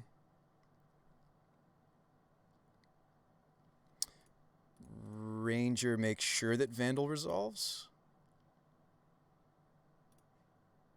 Oh, what am I doing? That's too much mana tap down. I'm really making some mistakes here, folks. Like now I'm committed to this, and I was thinking about Vandal, but like I was like, oh, but like Ranger could make it so that Vandal like guaranteed resolves, right? And now like I'm not doing Entity. I mean, to try to give myself a free hall pass here, right? Like, is 5 mana still enough? Not really, right? I mean, we're really. It's only 4 mana actually. I think I've committed to this, and it's really bad because now I'm very dead to Cryptic. Well, let's at least do what we were gonna do, which was sack this.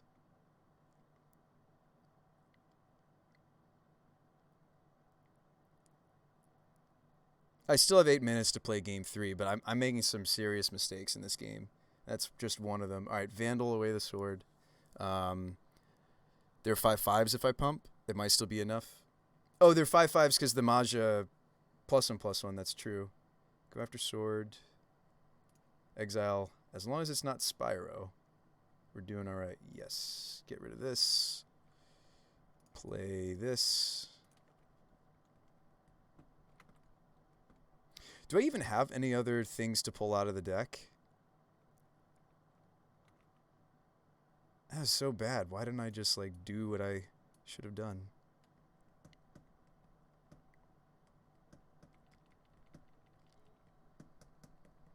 We definitely deserve to lose this. Be funny if we still got it, but like just those little things. Oh, excuse me.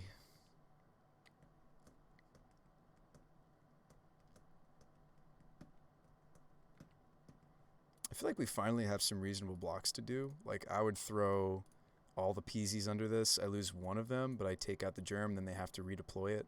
It's not all that much mana for them to do that, though, is the problem. It's literally just return. I don't know. I'm going to do it. And maybe those weren't the right blocks. Because I'm going down a threat. They're going up 4 life. That's so much life. So much life. Land. I'm just, at this point, I'm like, I'm trying to play quickly, but it's like, please don't miss like a Giver of Runes activation. Batterskull, they want to equip it to their Stoneforge. Okay, that works too. 5/6. Right click, attack all. Well, that's a good sign. All right, so they're 52. That means there's no Cryptic. That's a very good sign, right? There's still some creatures to pull out of the library, like 1 or 2, right? So I've got 5, 6, 7, 8, 9, 10, 11, 12, 13, 14 attackers. They have 4 blocks, 5 lifelink to gain. Actually, I shouldn't attack with the Arbor because I think the extra Anthem on everything else is more relevant than attacking with Arbor. So actually I have 4, 5, 6, 7, 8, 9, 10, 11, 12, 13 attackers. 100. Yeah, it's just insane. It's just an insane amount of damage, right? Like, why am I calculating? Attack all except Giver? No, we don't care anymore. Right-click attack most of all. Okay, so let's pull the last remaining humans out of our library.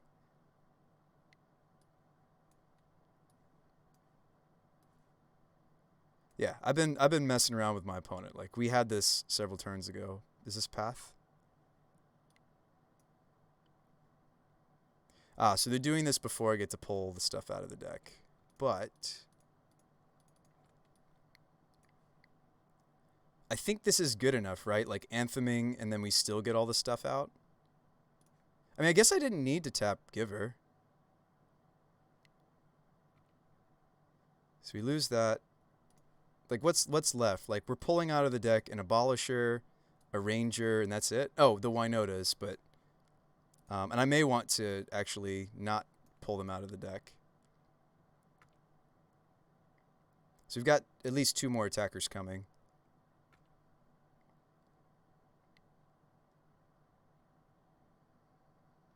$108 damage before blocks. We grab the other Winotas, right? We don't want them. It's also indestructible. Like, we don't want to draw them at this point. Like, they don't do anything anymore.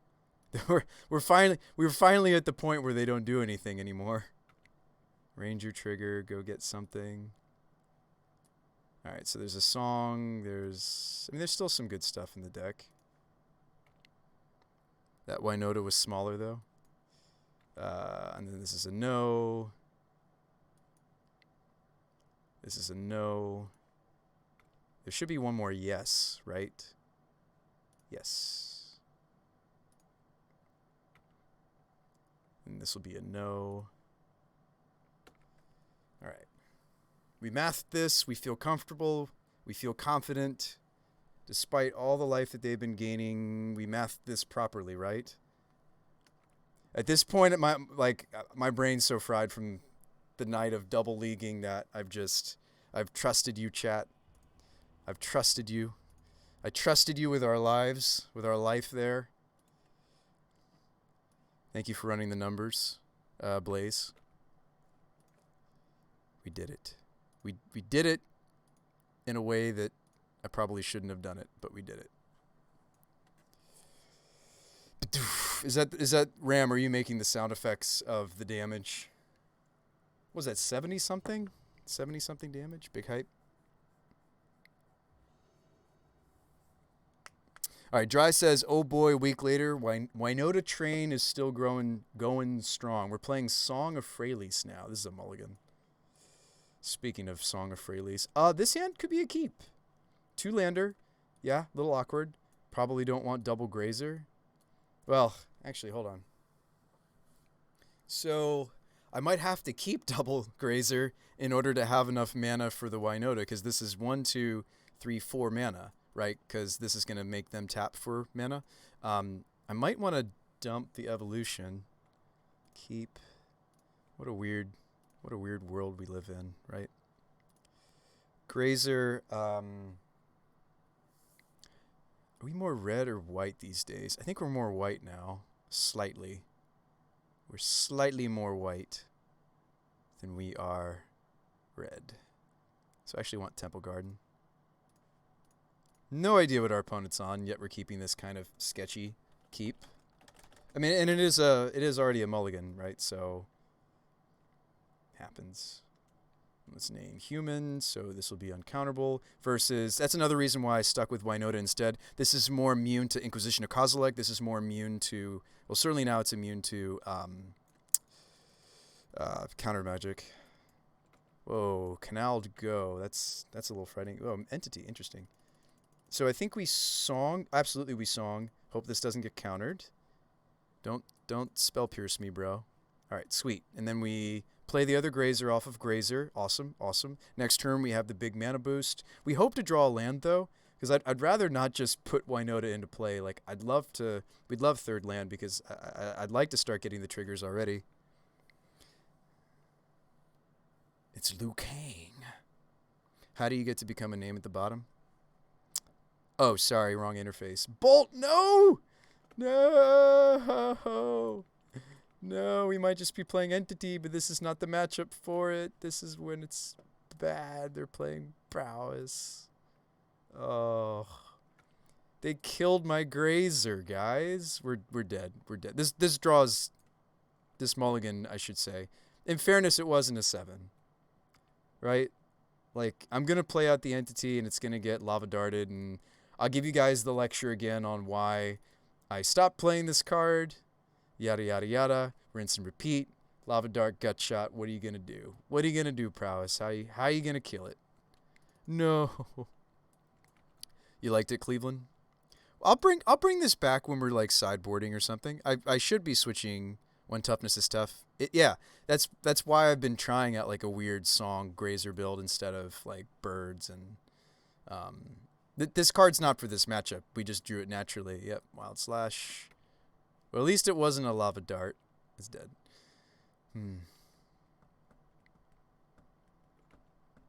Oh boy, card's so good.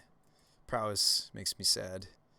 I feel like Prowess, almost always, the times that we've beaten it, it's been games 2 and 3. Because, like, game 1, they just, unless we have, like, the nuts, they just seem to always disrupt my mana somehow. Like, even with us moving into specifically, oh, wow, we just drew the third Winota.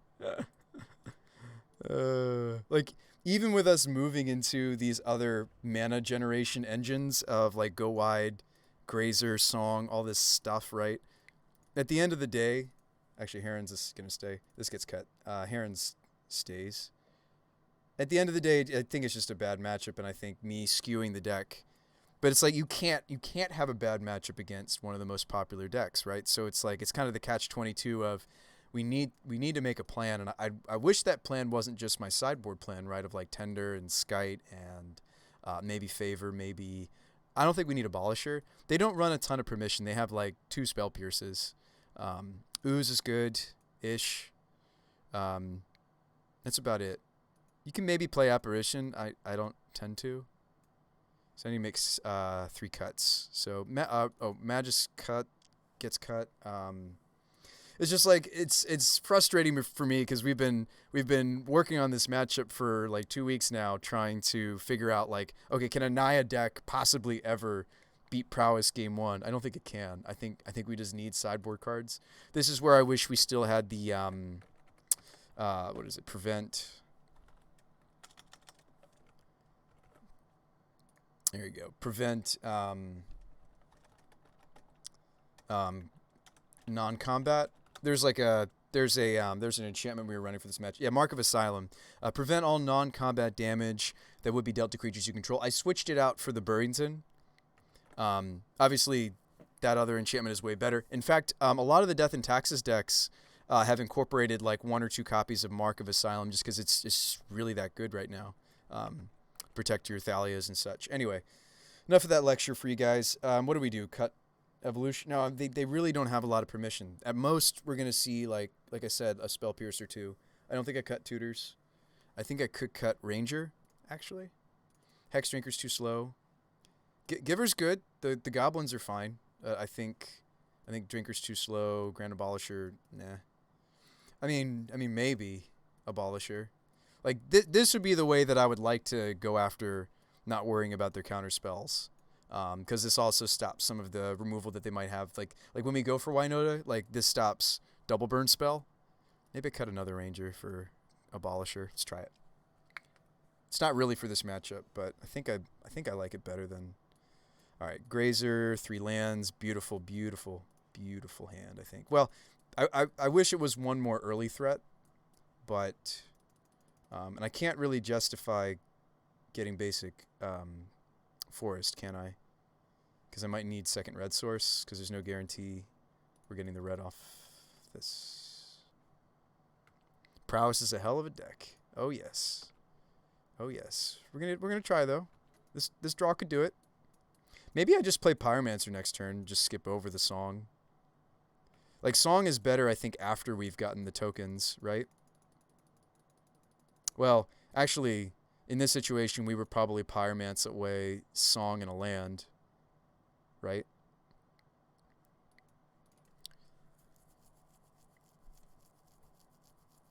I don't know if I'm convinced that's what I'm supposed to do. Also in this matchup, like, you could think to even cut the Dryad Arbor. I thought about that for a second. I forgot to do it. We can function fine on 24 lands. Not as well as on 25, but one of them is, very vulnerable in this matchup. I think I just play the Pyromancer. It's going to hurt, but I think I just play Pyro. And I think I let go of Song and just try to hold on to the Winota and just draw hope hope that the deck draws us into what we need. Right? I could make 2 tokens and just hope to draw the Winota. It's more likely though that I draw the 4th mana source than I get to the Winota. So, all right, we can cast that. We can go get the Dryad Arbor so they can kill it for us. All right, the number of times they've turned 3'd me while having some staying power is strong. Yeah, prowess is great. I think the deck is quite good. Hence why we've been trying weird stuff like Grazer and Song instead of Arbor Elves and Birds and such. So for this matchup, we get to see if it's relevant. All right, Sprite Dragon, they're tapped out. Sweet. Land, please, deck. Please. Thank you. Because we need to win this second game or the match is over, right? That's how Magic works. But like we really, really want to take these sideboard games because I just have such a hard time. Game 1, attack all. Let's find some anthems, right? Let's find the goods. What we find? Blade? I think this might be the first Blade Historian I'm putting on the table, right? Tonight? Blade Historian.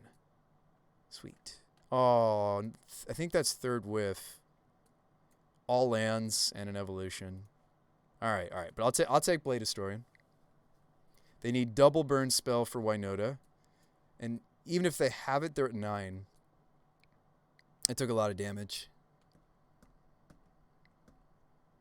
I think Winota decks can get there just off of Historians. I've been saying this for a while since I started testing these Blade Historian builds. I think that the Angrass Marauders might be overkill. I think the better builds are not my build, or in fairness, maybe even the Angrass Marauder build.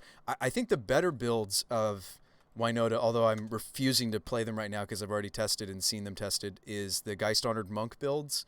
I think that's the better shell because you just have this big, vigilant creature that is hard castable, by the way. 5 mana is not unreasonable.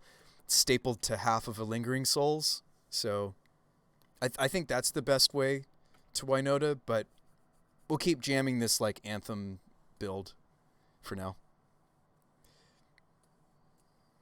All right, Manamorphose. They didn't go red. That's a good sign that they didn't float red. They floated blue-red both times. So it probably means they could have like Bolt Gutshot. They could have or just play another red source and go Bolt. Oh, Swifty Spear. Okay. Maybe not killing. They're killing a Pyromancer. Oh my gosh, are they leaving this on the table? Prowess never lets me keep this. I think we just won, folks. But I mean, granted, this is game 2, so I think I'm gonna attack out and then just flash this in, win the game. Sweet, guys, we did it. Hoo ha, hiya. Hoo. You see this sweet synergy? All right, well, now it's indestructible. I'd love to see something new. I might take the Pyromancer over the Abolisher. Like, what are they going to have here, right? PZ, dump these 2. They might even scoop. They might scoop, and we don't have to show them the Heron. Yeah, sweet. We don't have to show them the Heron's Grace, because it's staying in. Awesome. Don't have to show them the weird tech. Okay. These really have been the 2 that, like, I think is really all we need, but I keep coming back to Maja, just maybe not for this matchup. Down to 2 Rangers, but I think that's fine. I don't know, folks. Is there anything that jumps out at you? Cratermaker, no. Skyclave to like maybe hit a runaway Sprite Dragon could be smart. Like Ranger Knight Captains really aren't the bee's knees in this matchup. They're fine. The Eladamri's calls are just so slow when my opponent's on the draw. Like when Prowess is on the draw. Maybe we just cut these and play Apparition. You like Skyclave over Ranger? Well, we need some number of humans, right? As we cut more and more humans, we reach the danger zone. So my human count is teeny tiny right now. It is smaller than I'd like it to be. It's 14. That's well below the healthy threshold. Oh yeah, maybe I'm supposed to cut the Dryad Arbor. Because I just maybe that will be what stops me from being tempted to keep a Dryad Arbor hand, right? I just don't have it in the deck. Super tech, right? That's the technology. Glyph Weaver is bad, but it's really just here for sweepers. But it can protect. They do play Kozilek's Return, don't they? Hold on. It's been a bit since. Funny enough, I keep saying how this deck's all over the place. We actually haven't played it in a while, so I want to see what the latest and greatest builds. They do play 2 potential Kozilek's Returns. I think that is more copies than I need to run the Glyph Weaver for sure. All right, so we're gonna play the Glyph Weaver, just as sweeper insurance. Granted, I have to draw it naturally or hit it off Winota. We're not gonna run the calls. I think they're slow, and we can't afford to be too slow. Yeah, we've cut a land. Crater Maker shoots things. It's not great. They usually get too big for this to shoot them. Maybe I'll play 3 Ranger. I don't know. Maybe I still have to play some number of calls. Like if I don't find Winota, we lose this matchup. So maybe I'm crazy to cut any copies. It feels so wrong to cut that far on Ranger. Like we'll whiff on some of our Winota triggers. It's inevitable. But I think we just need all the stuff. This is a mulligan. Whoa. This is also a mulligan, and we lose to the mulligan. We lose to the shuffler, maybe. That's so sad. And they kept the 7. Like, the sad thing is I don't get to test the matchup. It looks like we're just losing to the shuffler. Like I want to test this matchup, but it looks like we lost to Magic Online, not necessarily my opponent. I don't think cutting Dryad Arbor, because it's not really my 25th land. Maybe I should be on 26 lands, including Dryad Arbor, you know. Anyway, Garden. They dart this. Hopefully not, because I kind of want to make mana with it. It's a little frustrating, a little tilt. Like it's one thing if my opponent's deck beats me. It's another thing when the moto we shouldn't have to mulligan that much with like 25, 24 land decks.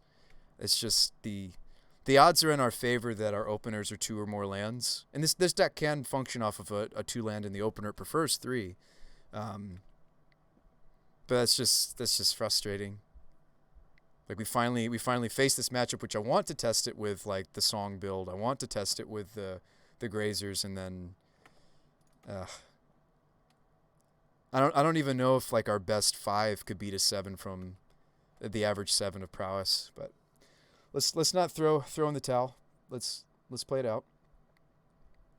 So do we Song or do we want a Pyro?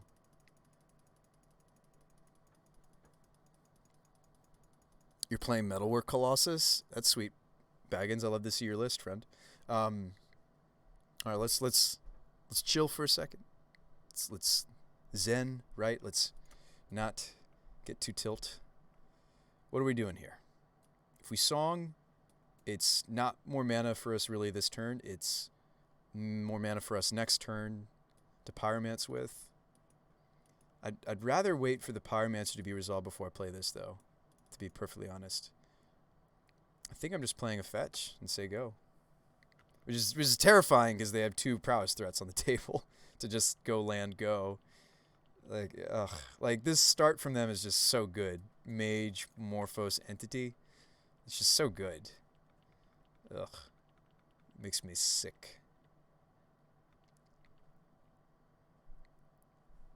Yep, dart my plant.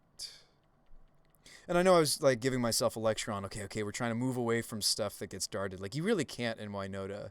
You really can't. Like you're going to have some creatures that are vulnerable to this card. They can't flash it back yet. There's no mountains, but I'm just saying you really can't fully. Oh gosh. You really can't fully get away from the deck not being. I mean, maybe we just play more givers, right? We play just a bunch of givers.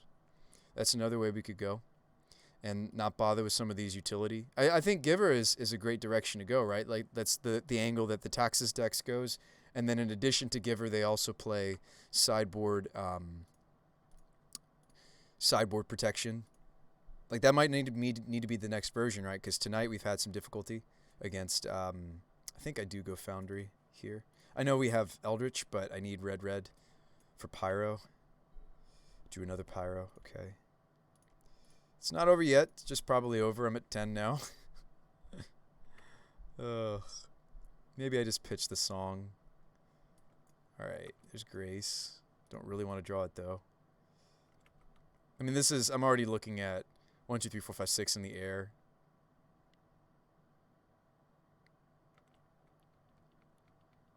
Now I'm looking at 8 in the air. Like we're just dead. Show me a third spell. Show me mountain flashback dart. Show me anything opponent. We're dead in the air. Just show me another spell. Good game. So we didn't do as well that time. I still have enough play points for us to play another league. I mean, maybe Giver of Runes is just where we should head. Card's great in the deck. It's a non-human. It's like the other 1-drop I'm happy to play. I think it still plays nicely in Song. We can get rid of some of the wonderful tutorable nonsense. Like it's fun. I like some of what these cards do. But I wonder if we should just be playing the playset of Giver. Doesn't get darted. Serves as a mana dork in a pinch. In the Song build. I feel like I've talked myself into it, folks. We've been thinking about on and off about doing that for a while. Let's just do it. And then maybe we should also consider the sideboard prevent non-combat. You like that? Yeah, I think it's just better. Let's go back to playing the Singleton Mark. I still like the Hydra in the sideboard. That's kind of cool. And I still like Burrington Hydra, but like at the same time though, isn't Giver pulling a similar job as Burrington? Like yes, this card is what? This card is designed to try to, like, against burn, I can use it on myself. I'm just going to cut it. I think I'd rather have Mark. Favor the Mighty, as surprising as it might be, has proved itself time and time again. Sorry, you can't see the card I'm thinking about. Let's run it back. Let's buy some more Givers. Let's run it back. It's been a long time coming. I've thought about just going up on that card. It's time. Let's just play the playset. Card's good. It's no Mother of Runes, but you know what? There's a lot of Eldrazi-tron in the format. We played it twice tonight. We lost to it once, beat it the other time. Let's just give the deck what it needs. This is what we're doing. We've got Rangers for silences. We've got Givers for protecting us from spot removal, letting us swing through. We've got build your own mana dork that's not dying as easily. We get a lot of utility and mileage out of Giver. We really do, because we're getting all the different sides of this card, right? It's a non-human. It's tutorable with Ranger. We don't mind multiples of it. Let's see. Let me count the ways. It synergizes with Winota. It synergizes with Ranger. It's a really reasonable 1-drop in a Naya-colored deck. It synergizes with Song of Freylease. It lets us swing through oppressive board states. It lets us block big things like Death Shot. It does everything. We should already probably have been playing a playset a long time ago. So let's do it.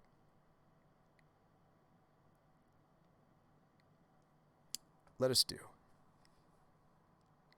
Don't forget that one. Oh, thank you, Samuel Roca. It also doesn't get killed by a single use of Lava Dart. Yes, it would need them to use both sides. Also, who else picked Gundam? There's 2 Gundams. There's not enough room for 2 Gundams. Darth Combo. Who do you think you are, Darth Combo? It's fine. You can be Gundam. It's fine. I didn't realize they had the animation where if I throw them around, they kind of like fly. The Gundams do? I did not realize that. That's cool. Whereas most people, if you throw them, they don't want to be thrown. All right. Anyway, that's fun. Little community thing. There's like a way to like fight a boss or something with it. But anyway, let's go back to jamming games, shall we?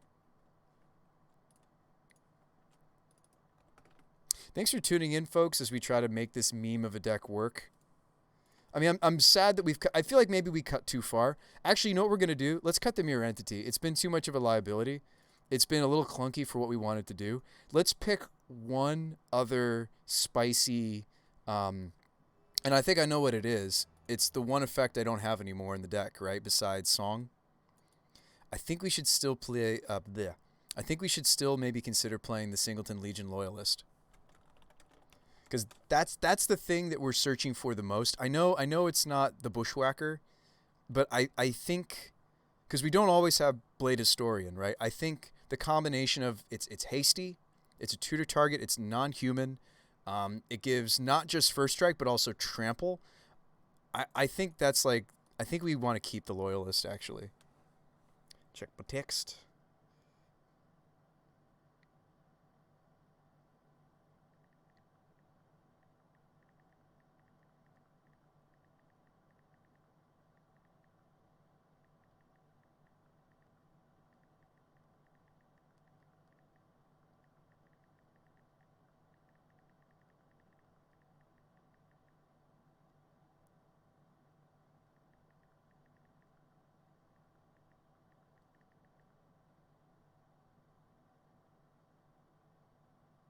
All right, so let's jam one more. All right. Yeah, let's still play the Loyalist. I think the effects it gives us are worth the liability. I'm okay having a couple of targets that are still vulnerable. I'm glad we're moving away though from Mirror Entity. I know that the Mirror Entity allowed us to beat that Stoneblade opponent, but I still, I don't know. I think it's between Maja and that card, right? Maybe let's give it another try, actually. Because we've tested Maja a bunch, and it still doesn't quite do what I want it to do in the deck. Because, like, Grace gives us Anthem and Lifelink, and it has Flash. Mirror Entity lets us go big when we need to go big. Blade Historian gives us the double strike. I think the thing about Maja, if it just made non-human tokens, right? What was it? Somebody else wanted me to test the Convoke Make Dudes spell. There is one other card. We had somebody earlier trying to get me to play test. Do you guys think we could pull this card off? What about Nest? We were playing Nest Invaders for a while. I think Nest actually would play really nice with Song. And by the way, I'm not convinced that it's a playset of Song. I like Nest Invaders. We played them for quite a time. They were good.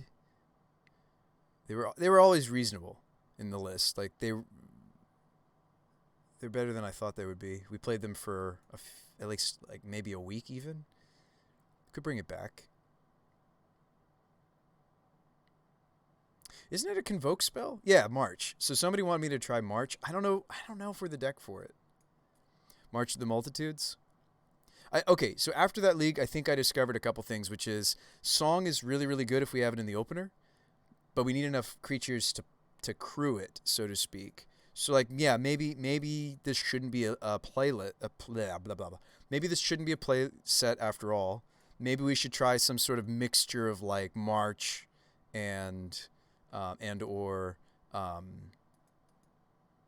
mean, we could still run Maja, but I don't know. I feel more comfortable about the Singleton entity with the playset of Giver. So maybe a Singleton March, maybe a Maja, maybe Nest Invaders again. I do think that Invader plays nicely with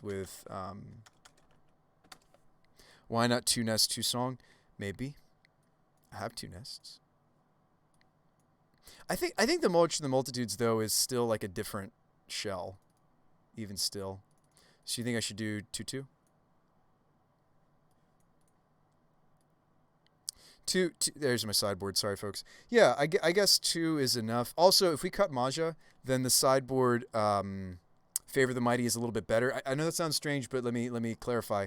The reason being is these 4-drops, primarily it makes it so that Winota is always protected from things like Path and such, which is the reason why I'm playing the card, is to protect it from Path, Dismember. It protects it from this card I'm speaking out specifically. So the issue with when I have cards that are a higher CMC, that's why the Linval is great, because it doesn't invalidate the Favor of the Mighty I think Mark of Asylum we've wanted back in their sideboard for a while, but the it's matchup specific, but it's quite good. The thing with the Singleton Maja was it was kind of messing that card up for us because if I got Maja out with Winota, then the Winota was vulnerable again. So I I think because I want to continue to play this card and test this card, I'm gonna happily maybe retire the Maja idea. We tried it for a while. I think the card does some of what we want the deck to be doing, but not enough, right? It was a reasonable attempt at like a human anthem, but I think that the mirror entity just does it better, and the risk of it getting killed I think is worth the power level that it offers. There's no other human, or well, it's yes, it's a human anthem. It's an any creature anthem, right? It's tutorable with Winota, and I think it's just we've had a hard time finding a different anthem that I like. I like the utility of these other two, but I think the three. Let's see, what anthem effects am I running if I cut these down to two ofs? Or just like things that paint my whole team is what I mean. With Herons, of course, only painting the human side, but we still got quite a few anthem effects, right? The castle is one, so we're down to like 7. Wouldn't Thrun be better? Hydra's tutorable. I like Thrun. I don't know if we ever tested Thrun. Hydra's tutorable off of Ranger. Thrun is tutorable off of Eldritch, but the problem is against the blue decks, I don't really want to be Eldritching. That's a great question, Samuel. So unless we go back to playing like 2 or more of the Veil of Summers, which by the way, Veil of Summers great. I think that would be one of the first things I shove into our sideboard if we could make room. Maybe cut some of these bullets we're testing. Silver bullets, I mean. The Eldritch Evolutions I start to side down on, and really the only way that we're going to see Thrun is if I resolve this against control, but it's hard to resolve these against control. You're better off like calling for the target, because at least if they counter this, whatever, they can't counter Thrun, right? So I found that the better tools for the control matchup, besides just having a Thrun, is just being very strategic with when we use the silence on Ranger. The Cavern of Souls has been good for that. We're trying out like an Abolisher, which is kind of a meme. But the thing about Abolisher is it doesn't just fight permission, this also fights removal. The decks that are really, really tough out of the blue camp for us are just well, thankfully Jeskai Control isn't being played. I don't think I could possibly play this if that was like the primary go-to deck. I think it's Esper Control right now, which is still tough, but they're fighting us with both removal and permission. That's tough, and when we're attacked on the 2 angles that Jund attacks us from, which is, of course, removal and hand hate. Veil, I think, if we wanted to really win the Jund matchup more easily, we would have to be playing Veils. If we want to win the Esper Control matchup, we should also be playing 2 or more Veils. What about Carnage Tyrant? No, I'm playing Hydra because I'm a Ranger deck, Sam. Like, Our tutors are so far often Winota, you wouldn't believe it. I don't know if you were watching some of the matches. Oh, you were here earlier, Sam, weren't you? I love you reintroducing the Nest Invaders. I think you're right. The play set of Song was a little bit too much, maybe. Let's do a 2-2 split. I think we give this a try.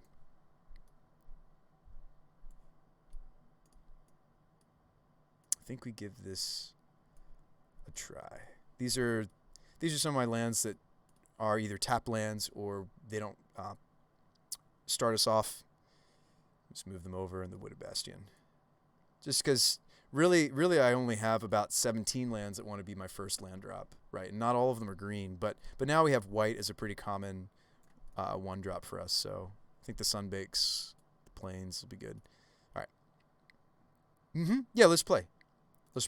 And let's try out let's bring back some number of Nest Invaders. Let's give it another shot. I used to swear by it in this archetype. I was playing a play set pretty regularly. We did a lot better in the first league we had today. Played like Eldrazi-Tron twice, went 1-1 against them. Let's see if we have a better league. So we went, what did we go? 3-2 and then 2-3. But yeah, the cutter has to do with the fact that it's hasty. It's not trying to be a Thrun. It's not really the same role. It's really just the fact that it's haste, the fact that it's tutorable off Ranger is a lot to do with why I'm playing it, because against the blue decks, I do sideboard out of some number of Eldritch Evolutions, as many as I can afford to. Oops. Play.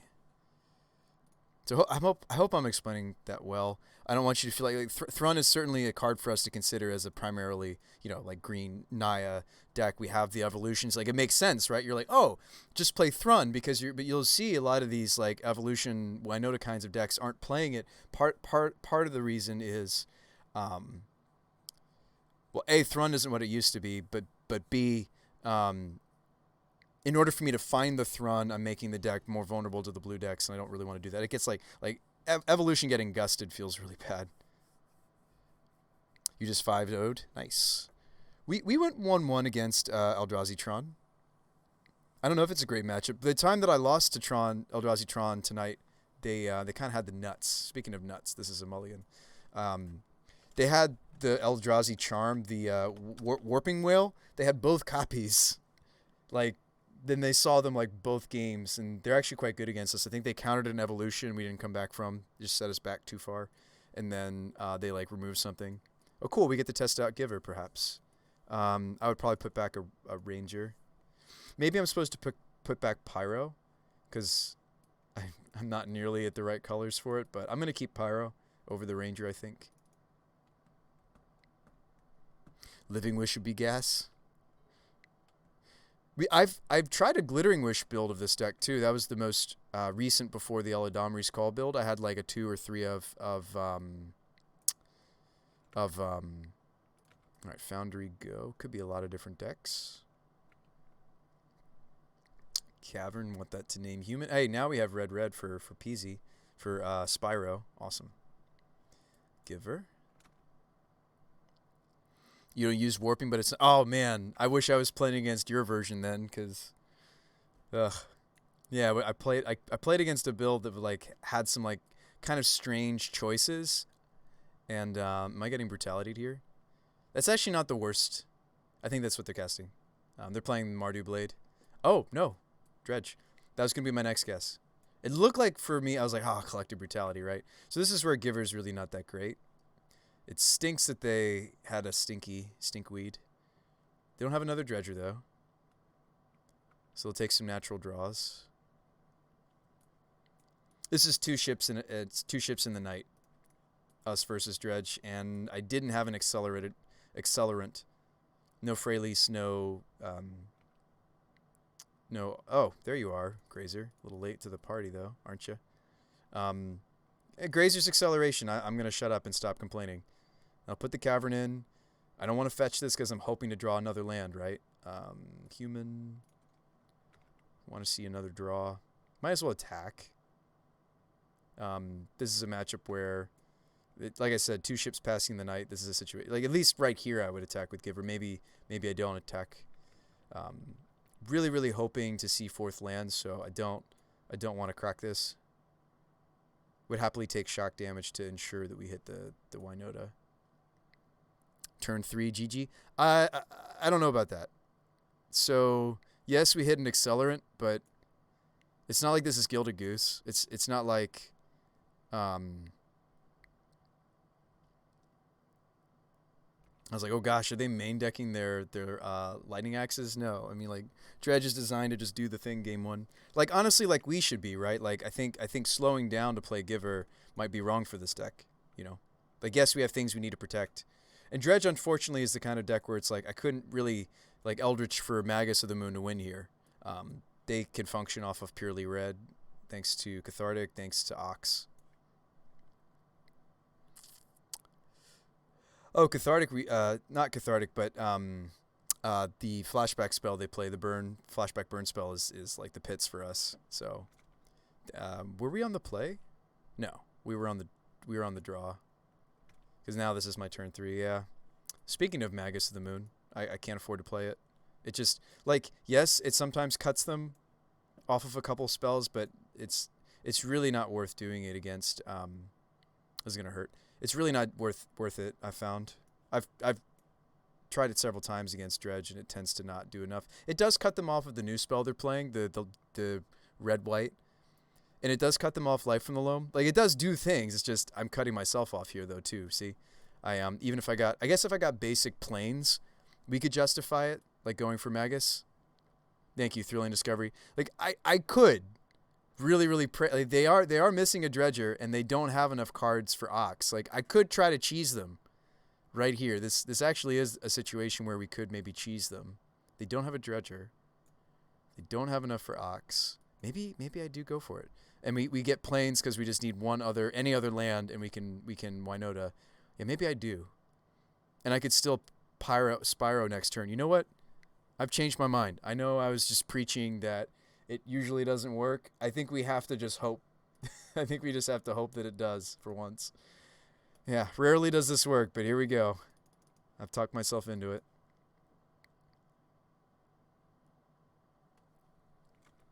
Tends to not do enough, but maybe it does enough now that they're on Thrilling Discovery.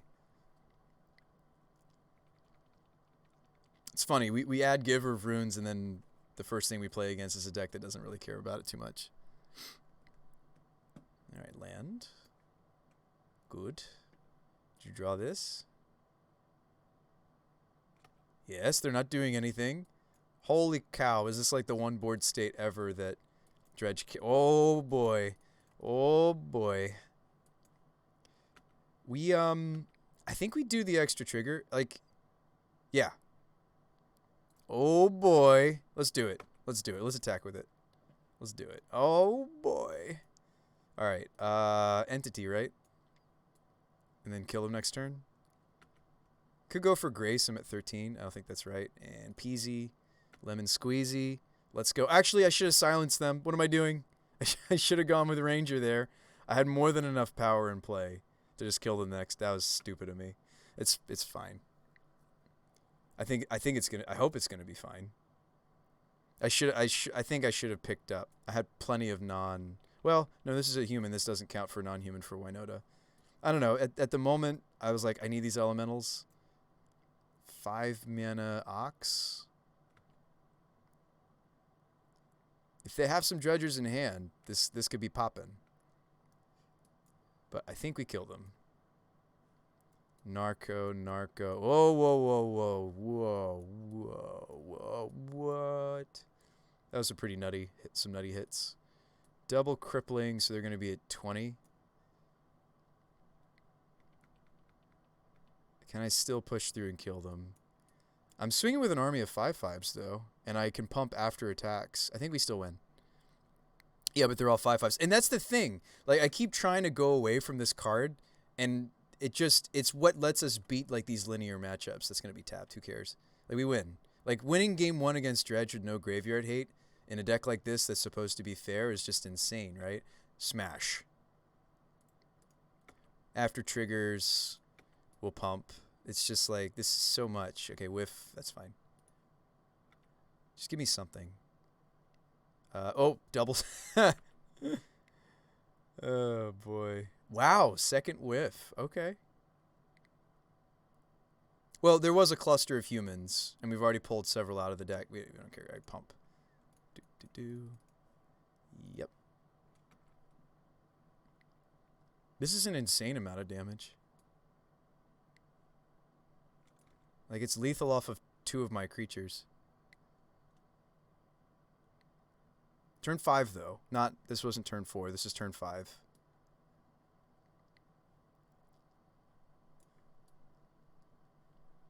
See, do we need the Angrass Marauders? I keep asking myself that question when we have board states like this around turn 4, turn 5. I don't know. They're negative 25. Sweet.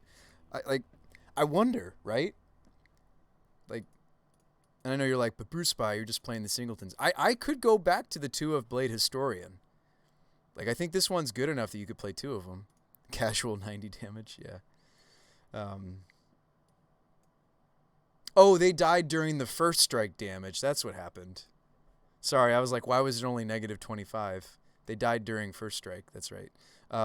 Dredge. What do we do for Dredge? None of these are important, I don't think. Nope. Maybe this. This stops their flashback burn spell. These are not good. Maybe this is good. This also stops a lot of their removal. A reasonable amount of Dredge's removal post board, because they use Lightning Axe, is burn based. Could maybe play Mark. Favor's kind of awkward because they do have some threats that are big. CMC, I don't think you get to play this, but we could play the Mark. Spellskite. Teague turns off their flashback burn spell because it's got an X in the mana cost. Skoos, of course. I know. I'm sure some of you were like, Bruce Spy, put the Scavenging Ooze in your deck. We're not going to moon them again, by the way. That was just very, very lucky. It really doesn't usually work. I think we cut it. Rangers are too slow, and they don't care about the silence. So for both of those raisins, we're not going to run it. I think because we're still playing Song, I feel like I have to always like run my 1-drops. This is a matchup where Dryad Arbor, I don't know if I can cut any lands. So what am I actually cutting? Invader? Can't keep all these things. Eladomri's Call is slow. Maybe I cut these because they're slow. We like Spellskite, right? Lightning Axe. It can't stop the other burn spell though. What card am I thinking of? Oh, Ferocidon for Creeping Chill. Ooh, that's spicy. That's spicy. Huh. I mean, we hurt ourselves when we use this card, just so you know. But maybe that's right. Finally, he brings it in. Yes.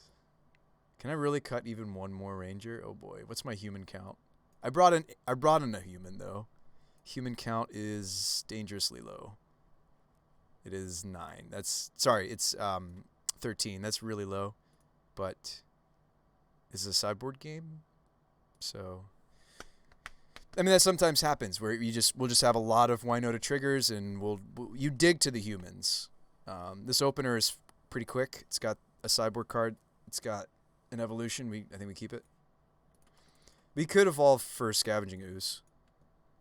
Frostdawn would deal lots. It deals lots of damage to us too, though. And it's a bit of a non-bow for that 1 life gain human I'm playing. But all right, let's do it. Let's play it. I think it's wrong, but we'll do it.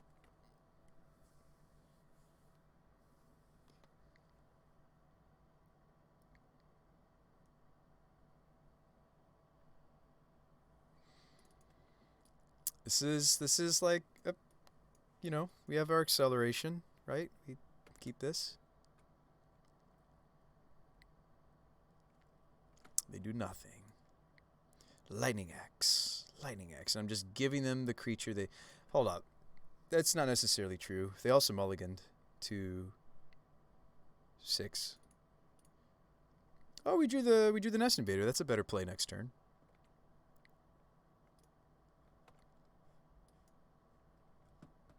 This is a lot of basics to have in an opener, though, I'll admit.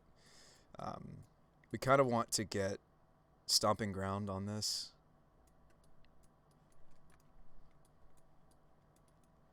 I'm assuming this is like Cathartic or the other spell.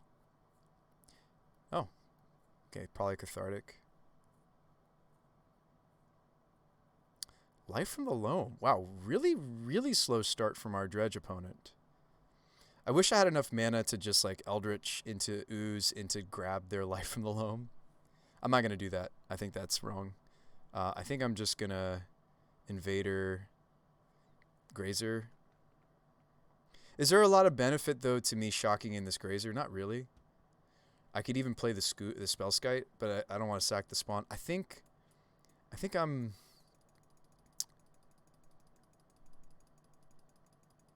might even get Arbor.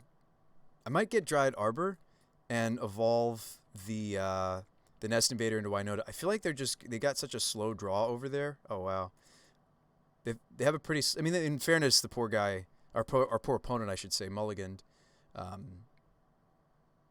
Go, Eldritch the Nest. Yeah. Which is another good reason to be playing this card. Some number of them is they're a good target for this.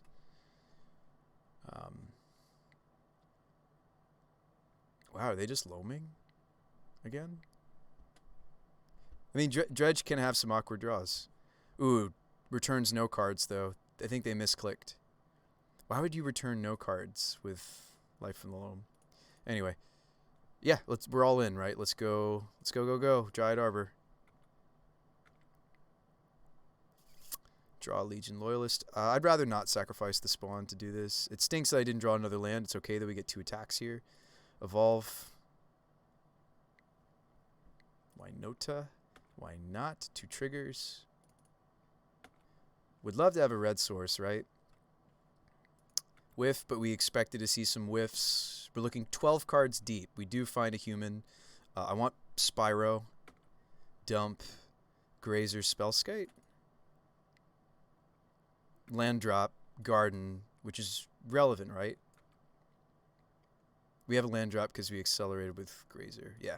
Garden, get a plant. The unassuming plant. All right. In before, I don't know, random. What could really get us here?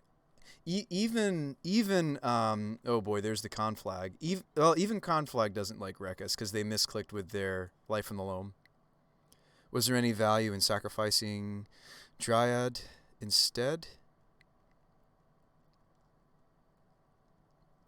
What do you mean? This can't get Winota.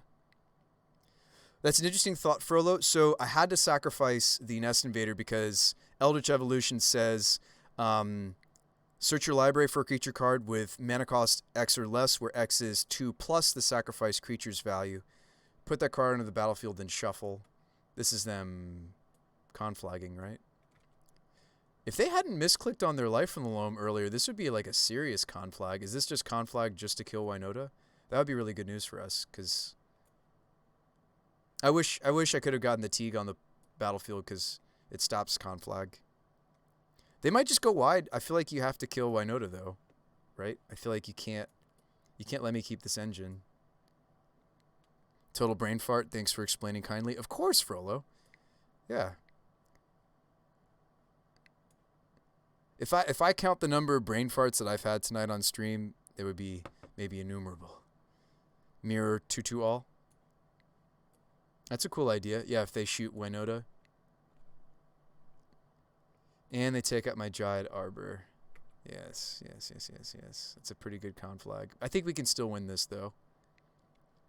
Wish we had Teague on the table. It stops that spell. It's the reason we brought it in. We draw land. We kill them, right? Basically. Indubitably. They're dead, right? I have another basic forest, which is awkward to go get because I have the Loyalist in my hand. But hang on, let's math this. So we're going to lose the spawn. We're going to hit for 1, 2, 3, 4, 5, 6, 7, 8, 9, 10. I think it's worth it. I think your math is sound. I think that's right. And I'm at 19, so I probably do go get Sacred Foundry. It gives us access to most everything in our deck. Huge damage. Yeah, it's pretty good damage. Pretty reasonable damage.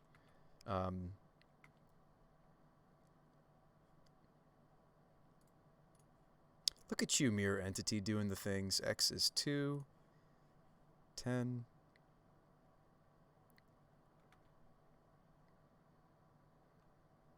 Down to 3. Show me. They need Kozilek's Return. Mirror Entity MVP. Kozilek's Return does it. Oh, okay, that's the start. A Creeping Chill. They're up to 6. It's a good start. Another conflag. Looks like a conflag to me. Could be Cathartic Reunion. 1 card left. Oh, Ox. Ox with a Golgari Thug. Okay, there might be some fireworks here, folks. We might have to really work for this win after all. They dredge.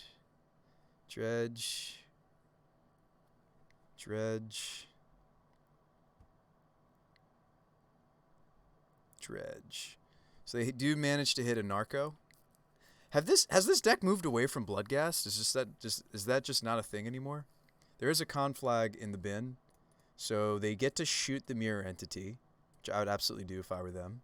So maybe we should have just played Gaddock Tea because it would have shut off this second conflag. Say conflag. Yeah. Conflag for 3, killing elemental loyalist. Get the trigger. Yeah, this is gonna be close. I think I should have played Teague actually. It was cool to think about getting them almost dead, but it's a deceptive sort of oh, okay. They kill Pyro instead. Interesting. Give us something good, deck. Give us a Winota. Why not?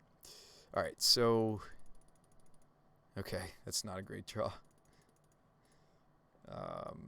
Loyalist. Let's see. They're at 6. It's so sad. Like now the Teague isn't doing anything. It was stopping them from. This would have stopped at least, if not the first Cathartic, it would have stopped the second. I mean, Conflag. That's just a real shame. I can't really justify attacking here into this 5/3, right? They're at 6. If I swing, I get in 2 damage, but then they're at 4. But I lose the Loyalist. Let's think about it. So if we swing here, I get in 2 damage. They're at 4. They can't really attack back. Let's just look at the math. So if we swing here, Narco's not a good blocker. They still might block with it. They're at 6. Next turn, I lose Loyalist to the Ox. They take 2.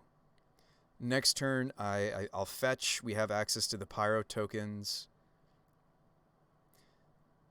They'll start to block with Amalgam if I wait. I don't know. This doesn't seem great. I think I'm supposed to wait. Oh boy.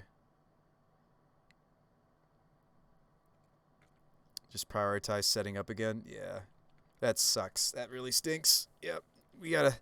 I mean, like, maybe Teague is just going to be food for Eldritch to go get Winota again, right? I think now I'm really sad that I cut the tutors, right? It's like we didn't even use Teague for his purpose, which is protect me from Conflag, which is the thing that we're truly most afraid of. He would have protected us at least from the second one. I mean, he's not the only card we have in that protects us from that card, but he's one of the few.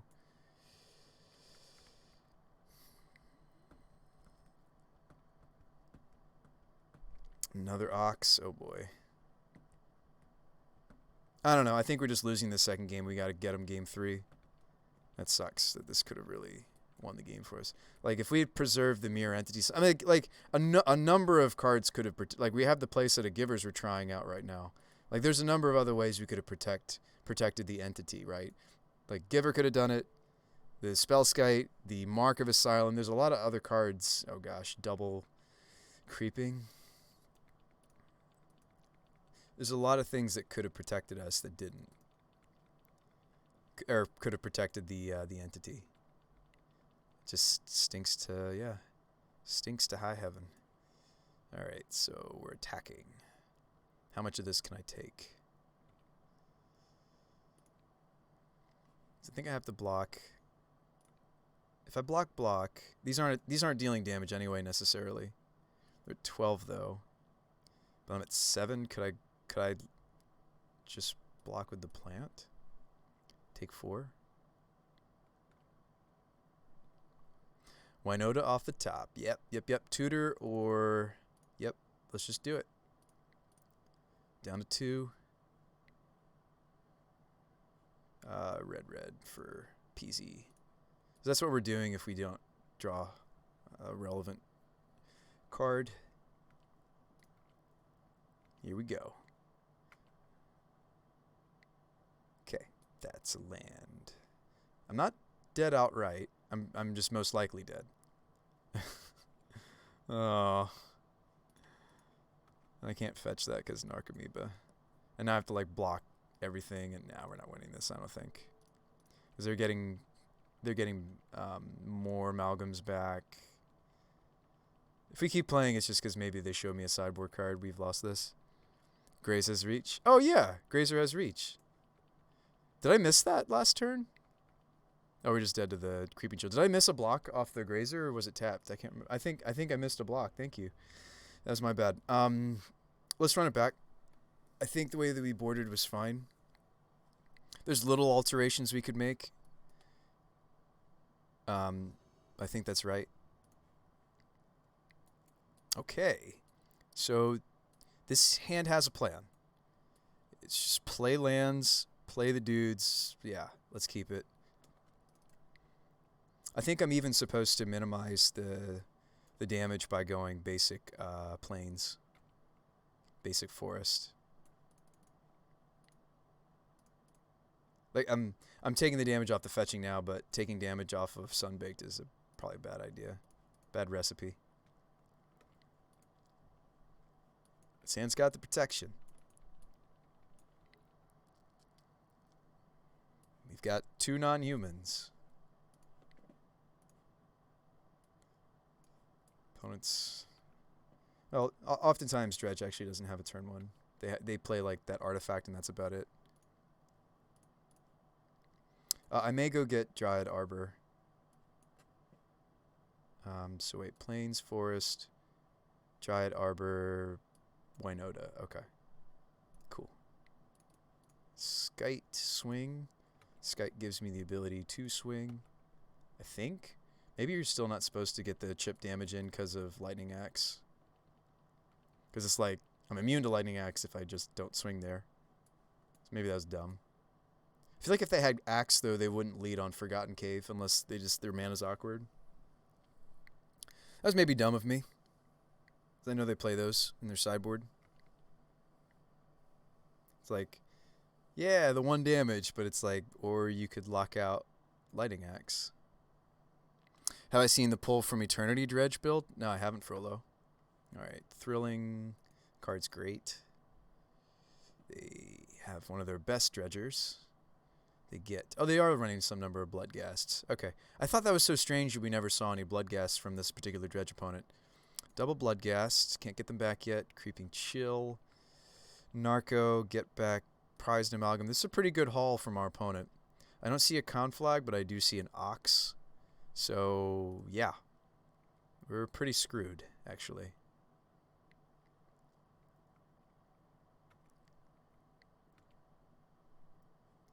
There's an Entity. Might be correct to play this instead of going and getting Arbor. No, I need to maximize the Winota triggers. This doesn't do enough yet, I think.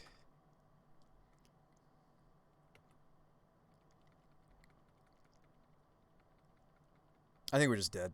It's like Loaming Shaman, right? That would help us. Like, maybe? I don't know. My dredge opponent still has a full grip of cards.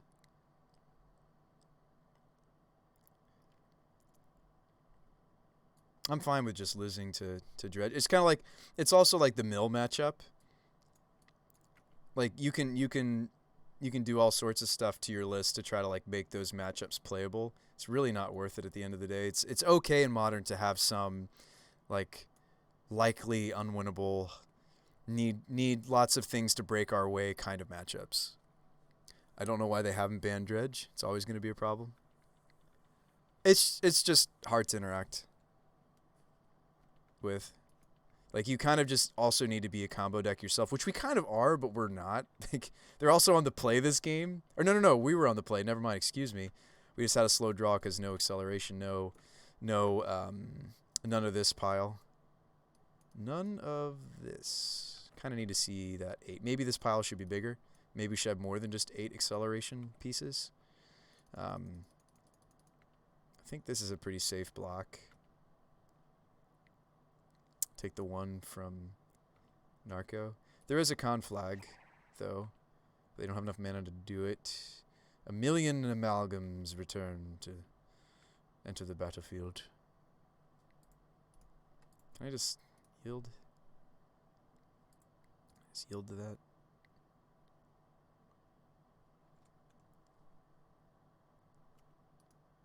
Alright. Yeah, the problem is since I didn't accelerate, like, this Arbor really isn't doing anything. Ranger. Like what would I have to hit on these triggers to, like, possibly... Because I almost, like, need the blockers more, right? Maybe human into life gain human. Time to shine. Thanks for the follow, by the way. Think we're dying. Burning horde. Thanks for that. I think we're just dead. It's okay. They clearly did their thing, and they did it very quickly and efficiently and powerfully, and then Lightning Axe. If you had Axe, you should do it before I declare attackers, my friend. That's strange. Yeah, they kind of misplayed this. You're supposed to do it before. I mean, it doesn't matter. We lose anyway, but you should Lightning Axe the Winota before I declare attackers. But it's okay. We whiff because we've cut too many humans. That doesn't surprise me. And we hit our double striker. That's not what I need in this situation. I need blockers, but we did.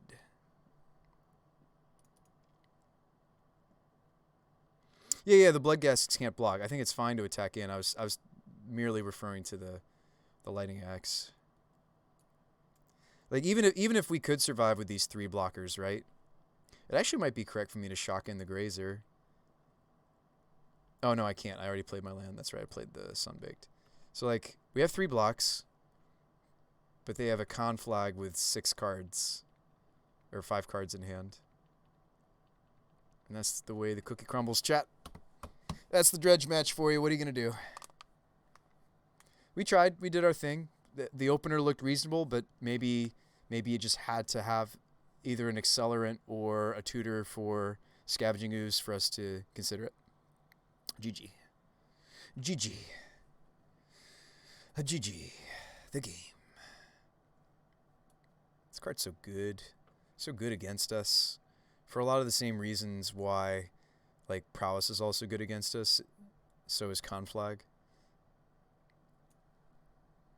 Yeah, game 2 was like a hard loss, right? Like game 2 is where we needed to shine. I feel like we had some of the things.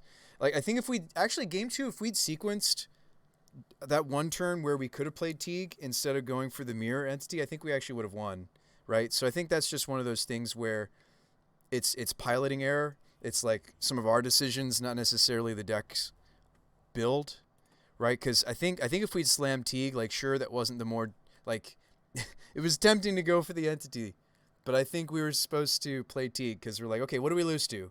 We lose to Conflag. Okay, so we take a turn. Yes, it's the slower kill. We play the Teague because that's why we're running it, because we lose to Conflag. Gaddock would have saved the game. Yeah. All right, so no idea what my opponent's on. I think I'll keep this in the dark. Whoa, main deck Tormod's Crypt that I don't care about. So we're playing against some form of Whir. Alright, Giver, and then they Fatal Push it. Playing against like an Emery deck. Or I don't know what else this could be if not an Emery deck.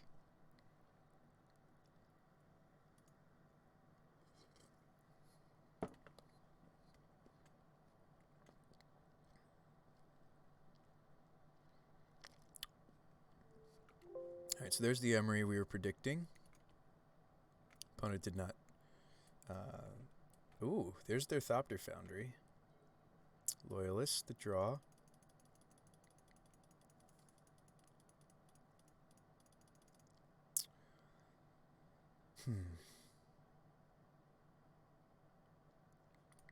It's a little painful. I'm going to do it, though.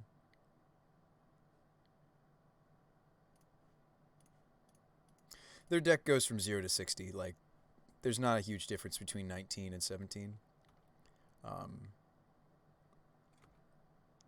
Go ahead. What's up, Hoghead? I like me some Emery artifact decks. I do. Are they just blue-black Emery? Get back Mox Amber. Seems good to me. Make a blue. Play land. Play Urza. Is that what we're doing?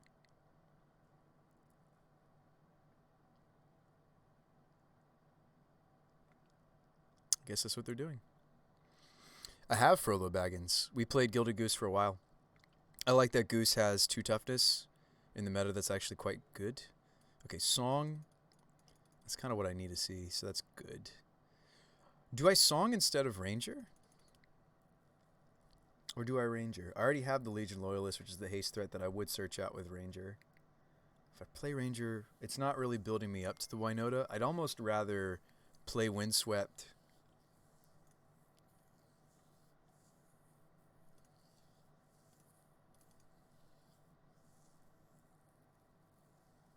Well, actually, I could song and still play Ranger. You know almost nothing about this game. Just trying to plan out this turn. Like, I kind of want to Dryad Arbor, but maybe it is correct to Ranger. Yes, go get.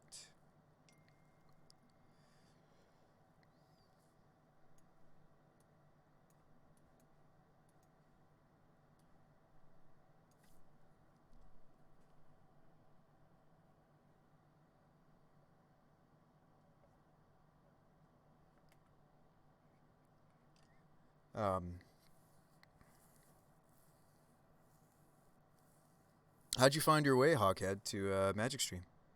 It's not as complicated as it looks. I think I could get Giver.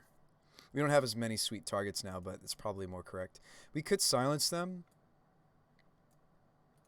It doesn't do a ton in this matchup, though. They've kind of already got their engine going. I guess I could. We're afraid of what? Whir? We care about whir, them drawing a whir. Oh, it's Goku. Hey, what's up? I might silence them, even still. If I don't, Chapter 2, this makes mana, which is relevant. Because I get to play Giver and also Winota next turn. If I don't. I think I won't silence.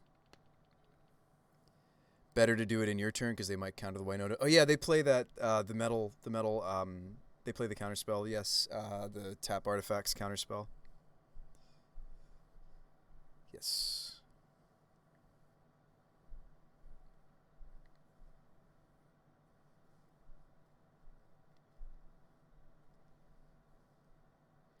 Luris. Okay.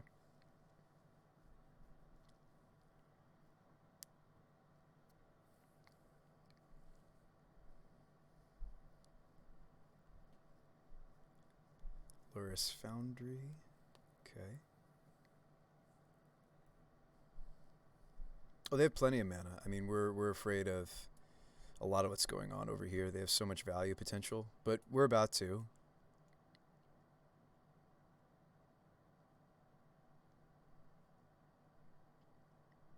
Is this whir? Draw 2.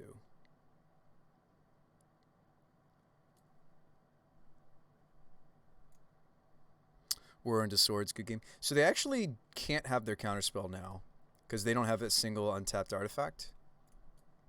So we don't have to spend the Ranger.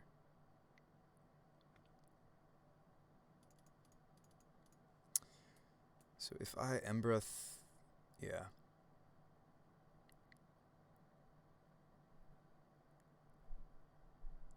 I'm trying to think how I want to approach this combat. So we definitely want Winota on the table.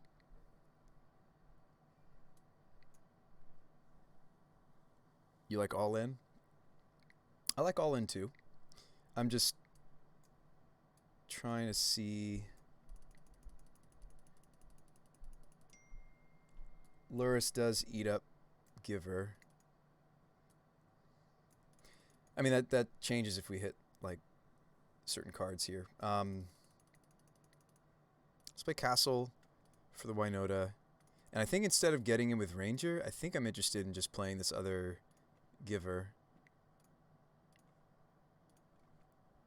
And we could even wait, but I don't know.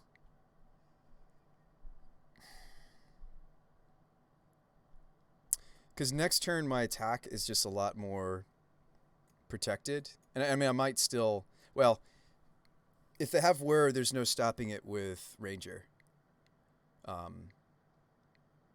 So I actually tap... If I'm not attacking, I tap the wrong creatures here. But it might be correct to wait for Song of Freyalise to go on to the next chapter because they do have a good block here. I know they could get a lot of value potential out of like Emery, get back the Witching Well, Scry 2, sacrifice well. Like I just don't... I mean, like, even if I hit Moon, Magus of the Moon, I'm not cutting them off of, and it's not like we're main decking like the Fiend Hunter or anything anymore. Like what would I need to hit, right, for us to make attacking here relevant? Like Moon and like Historian? Exactly. I think I'm supposed to wait and just hope they don't have it. Which they probably will, but I don't think I can justify attacking and losing the Loyalist. That's unfortunate. I think we lose this, but yeah, I mean, no tutors necessary. They managed to stitch together, you know. Yep, Witching Well. Oh, they're going to use Luris to play it. Yeah. No, you need to sack Knight because Sword.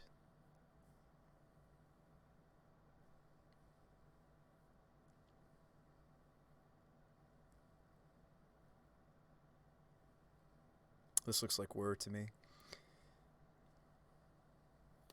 I mean, maybe I was supposed to sack it, yeah, because I would have stopped them from doing Witching Well. That's true. Like, we saw onboard stuff, right? Like, sacrificing Ranger Knight stopped literal onboard stuff that we knew about, right? So, like, just because, yeah, I'm being stupid. Just because it doesn't stop like them whirring during my turn, doesn't mean I'm not supposed to use Knight to stop them from using this card.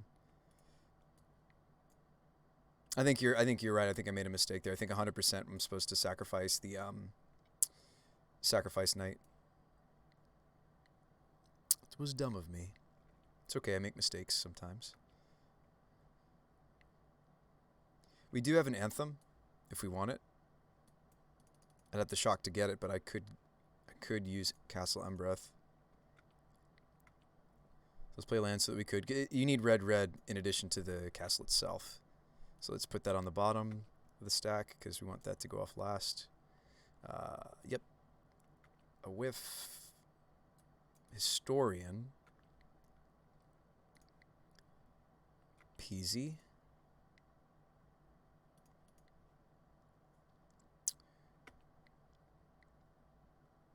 I don't need to do it until they do blocks.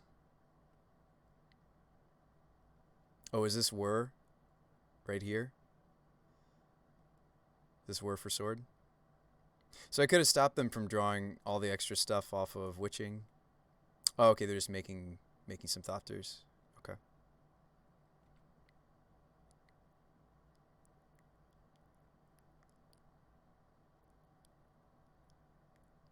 Maybe turn Tormod's Crypt into another Thopter. Mm-hmm.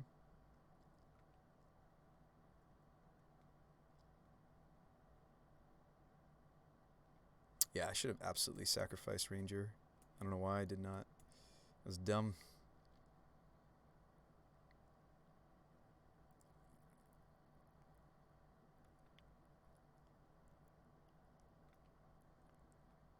No. It's still correct for them to make Thopters. Even though these have Trample. These have a lot of abilities right now. Double Strike, Indestructible. Trample, all around.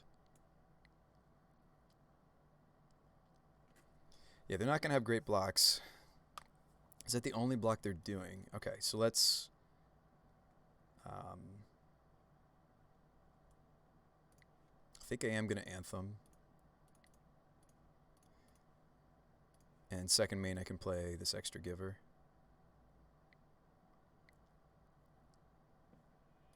They Scoopa. Wow, despite my misplay, we still got there. My brain's pretty fried, folks, just by the way. This might be my last game. We might want to continue this league next stream, because I feel like I'm going to start making some serious mistakes. Linvala actually does cut off everything but Luris, like their utility creatures. She should actually have some consideration here. My opponent, I can't remember what sweepers they run, if they run any. I don't think they do. Not Mark, but Mighty. The problem is they also have CMC 3 and 4 creatures, but I don't really care too much if their creatures also have protection because I just need mine to have protection. So.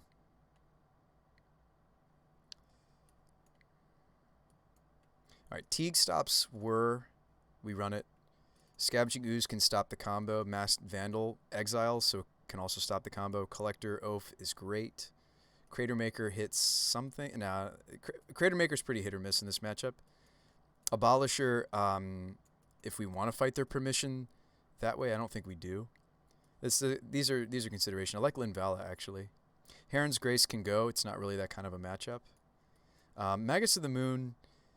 It didn't look like their mana was that greedy. I think I'm going to cut Magus of the Moon. They don't have a ton of removal, but when they have it, like I'll feel real bad. The first strike and the trample was relevant that game, but I don't know. We maybe should not be quick to cut Loyalist because other than Song of Freylis, it's the only way for me to get trample, but I guess I will cut it. This isn't really a matchup for Hydra either. It's good, Raccoon One. How's it going?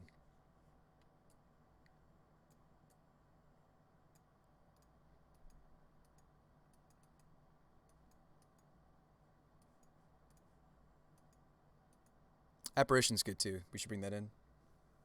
Keep the Loyalist though. Stops the tokens. Yeah. I don't think we can afford to cut it. We could cut some number of givers. Like that's not actually the angle they're gonna interact with us on, right? Maybe the Nest Invaders are some of the more vanilla cards to cut. Maybe we cut a Ranger. Maybe we cut... like, Ranger's okay in this matchup because of the silence. Calls are slow, but I kind of really need to have my Winota. Maybe I even cut a Grazer since this is a sideboard game. Nah, I don't like cutting our acceleration. That seems bad. I don't know what I'm supposed to cut. I'll cut a Pyro? I don't know. I never cut this card, though. Card's really good for us. Evolution's a little bit awkward against permissive decks. I usually side down on some number of them. Like, against the blue decks in the format, I'm actually more interested in cutting... Oh, wow, we just drew 2 anyway. Huh. That's funny. This hand has Skoos. Naturally. Maybe we should play it. It's a 2-creature hand. Let's not forget Garden. It's an interesting game 1. Still managed to pull it off despite messing up.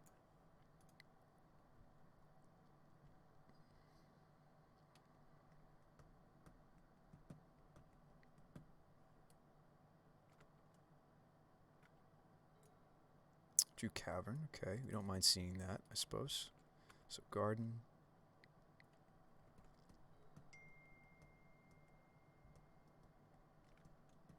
Do you think this is their permissive spell?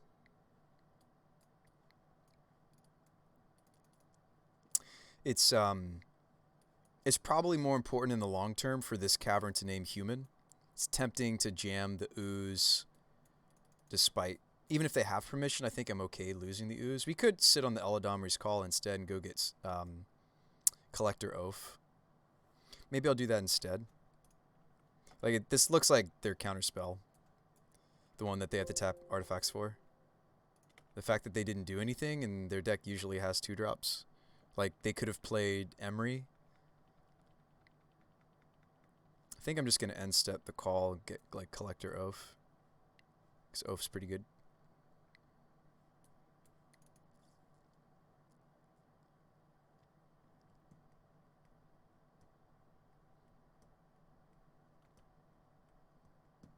So they play Emery. See, that makes me suspicious that that's what they have, is the permissive spell. They can't cast it now.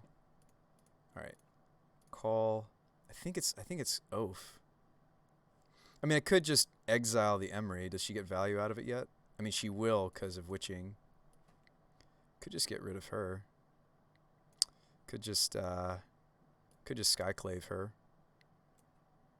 Like, Oath does more things, though. Like, all the things that she's trying to do, Oath stops. So, let's just get Oath. Oof. Oh, cool. Yeah. That's even better. Oath, play another Garden.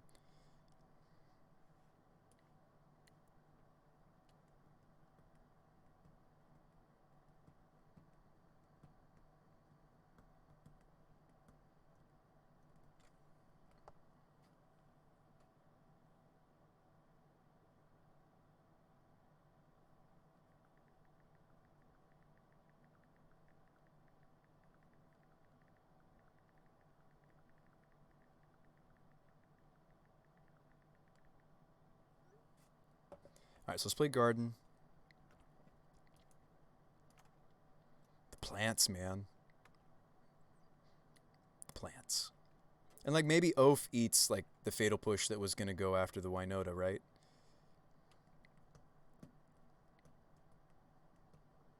Ooh, Rayo. We're going to flip it. Gonna flip it. First spell. So 1 spell, 2 spell. Do you have 2 more zeros? 3. 4. Flip it. Good thing we have Cavern. It's cute, huh? I love me some Rayo. That's spicy. We don't care in this case, but I don't know. It's only a singleton Cavern. We should thank the stars, right? Winota, uncounterable. Can't be countered.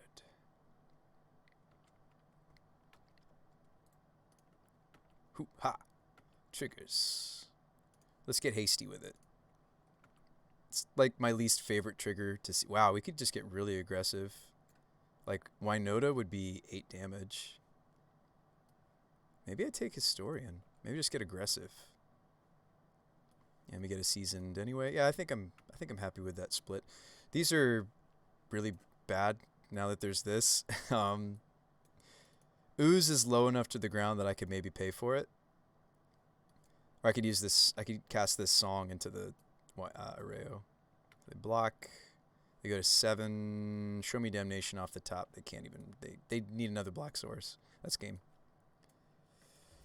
All right, guys. So we're 1-1. I'm actually really tired. I know, hard to believe. I'm tired though, and this has been a fun stream. Thanks for coming. Hit the follow button if you haven't already, so you know when I go live. And I think you got to push also so that you get the notifications. Our sideboard is mostly a pile of more tutor targets, with now just the Mistcutter being the only tutorable. We cut the Burrington because the Burrington wasn't doing enough. We're liking the Givers. I'm already loving the Giver build, and this split of Song and Nest Invader, it's kind of a mashup of some of the things, the new hotness, but also a card that's been really stable in this archetype. So I'm kind of really liking a lot of the direction we're going. We've cut Maja. Maja's a bit of a meme. I think it was a good suggestion and certainly strong enough to try, but it just wasn't doing enough, and I think Mirror Entity lets us go from 0 to 60. This has been a fun deck to build with you guys. I appreciate all the help and the input and the card ideas you guys have had. It's been a real pleasure. But yeah, the rest of the board is basically just more Hydra's an extra ranger target, and then because that's the safer way for us to search for things. I kind of gave a mini lecture earlier on why, like, reasons why we're not running Thrun. We could also be running the uncounterable Squirrel if we want more stuff for like the mid-range control matchups. And then I have a couple cards that are not tutor targets. They're the Favor and Mark. These are just reasonable in the metagame if you're a creature-heavy deck. You'll see a lot of Death and Taxes players have incorporated 1 or 2 copies of Mark of Asylum into their sideboards. No, I mean, not that we're Death and Taxes. I'm just saying that's something I saw other Taxes players doing. So if they're dusting off this card, I think we should be playing it as well. So I'm playing a split. Favor fights more than just burn spells, though. Favor also fights the black and white removal of the format. But Mark, of course, will fight all the red removal pretty much in the format. So, yeah, this is our take on Winota. Put it in the chat for you guys again. This is version 2.2. Technically 2.3 because we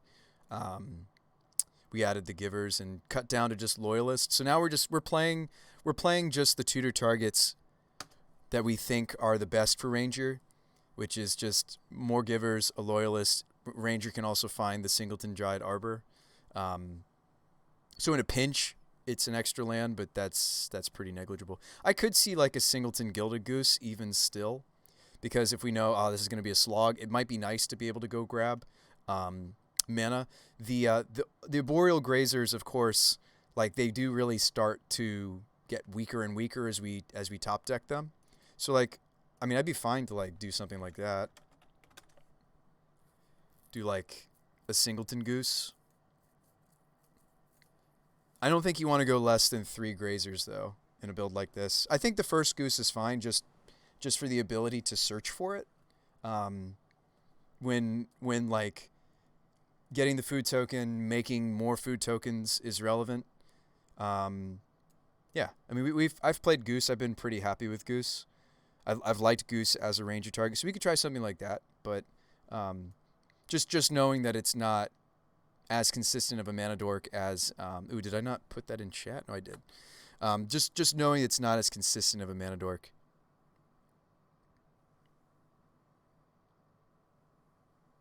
But this has been fun, folks. I don't know if you guys also saw the title. I know I promised a little bit of Pauper. We played a little bit of Pauper tonight. Pauper was fresh in my mind because I had a tournament yesterday with some friends. It's like a this is maybe the direction I want to go with First Sphere. This is a Blink strat. Usually these Blink decks are using Snap. This is a non-Snap build of Sunscape Familiar. So Sunscape Familiar is a 0/3 defender that says green and blue spells I cast cost 1 less to cast, right? I feel as though one of the issues with this build, like a probe First Sphere Gargantua is a 5/4 with Unearth, and we're playing things like Ephemerate. We're playing cards like Ghostly Flicker, so you actually get to keep. You don't always, but if you have one of those other cards to combo with your Gargantua, you get to keep it. So we're playing like Careful Study to draw 2, discard 2. We're playing Probe because Probe is a draw 3, discard 2. Also has the added bonus of you can kick it. And this card can get a lot cheaper with these familiars, right? So you get to kick this, and not only do we draw 3, discard 2, we get to also, if it's kicked, make our opponents discard 2 as well, which is sweet. But your late game is just like doing silly things with Archaeomancer, and it's a cool little deck. Yeah. I don't think it's very good, but it's certainly a lot of fun to play. And your sideboard is like, Stonehorn, or, you got Blue Blasts for burn. You've got more negates to come in. Last Breath for like the Goblins combo. There's a Goblins combo deck now in Pauper, which is pretty cool.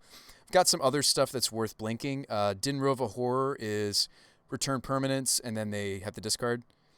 Rambunctious is a little bit less mana than Horror, and what it does is it just destroys artifacts or enchantments on a 3/4 body. And then Denizen is for like the super grindy, other like mid-rangey decks. This is a 2/3 that we just mill them out. Those are pretty standard, except for Horror for these blink decks. I'm trying out some number of Stormscape. I think the Stormscapes make the sideboard white and black, all these black threats a little bit cheaper. Because that's kind of the theme of this deck is you're cheapening these spells that are just like a little bit too expensive for the format. But by cheapening them, you kind of, yeah. So there's some cool little stuff going on here. Cool little deck. A lot of tap lands, though, I'll admit, because we're 3 colors, and 3-color mana bases in Pauper are pretty difficult. I wonder if this deck should be playing the Tri-lands instead of all of these Ash Barrens and Wilds, and I'd almost rather try playing the new duels that came out. They're called the Thriving Lands. I'd almost rather play Thriving Lands instead of a bunch of Wilds and Ash Barrens, because the Thriving Lands, I don't know which. I guess we're base blue, so we would play Thriving Isle. So this is enters the battlefield tapped. As it enters the battlefield, choose a color other than blue, because these Evolving Wilds are also tap lands. I'd almost feel like this would be the deck where we would play these. And I'd almost rather play these than the duels, because the duels can be really problematic. I get why they're in here, because you get to reset the Mortuary Mire and such. You also get to, well, you don't want to Ghostly Flicker these, because I think it makes it do the when it enters the battlefield, return a land. But I think this might be more so the direction I'd want to go with this deck, is play Thriving. I don't know. In 3-color decks, I think this is sweet. I wonder if these are just wrong now for the deck.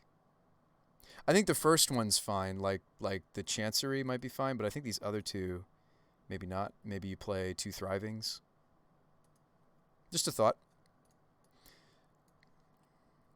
All right, my blue-black Pauper deck goes infinite with Sage Row. Oh, tell me about it, Big Loss. How? How do you do it? Yeah, maybe I just play a playset of these Thrivings Not play any of those. This card's like really good. Swap Gargantua with Drifter. Play Dinrova in the main. What, Mole Drifter? To play Mole Drifter, you got to play Snap, though. And I cut Snap to run the Gargantua shenanigans. I do think that the Mole Drifter builds of this deck is better. I'm trying to find a shell, though, that I like for Gargantua. I do like Gargantua better against the permissive decks of this format because you can't counter Unearth. You can, of course, use Graveyard Hate. You can use, like, Bojuka Bog and such, but you can't... that's not a good way to interact with these. Speaking of Graveyard Hate, this deck actually has 0 Graveyard Hate. I wouldn't mind the first Bojuka Bog since we're playing black anyway.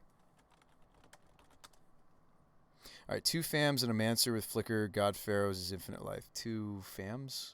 Oh, Familiars. 2 Familiars, 1 Archaeomancer with Flicker, and God Pharaohs is Infinite Life. Oh, sweet. Yeah, I mean, I'm to be perfectly frank with you, chat, I'm still learning a lot of what the deck does. Just slapped it together today, pretty much. A Bojuka Bog. Maybe not that many Thrivings. Maybe we still do play like another Chancery to bounce Bog and Mire.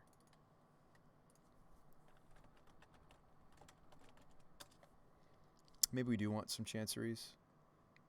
You know? I don't know. I'm not great at brewing Pauper lists lately as I've been out of the meta. Not only that, let's get that watermark. Not only that, but I just don't know exactly what the number should be. But it's about the same number of tap lands now that it was before. All right, double Nightmare Familiar, Ghostly Flicker, double Nightshade. Nightshade is the black familiar, right? Ghostly Flicker, Archaeomancer, Denizen, Flicker, Archaeomancer, and Denizen.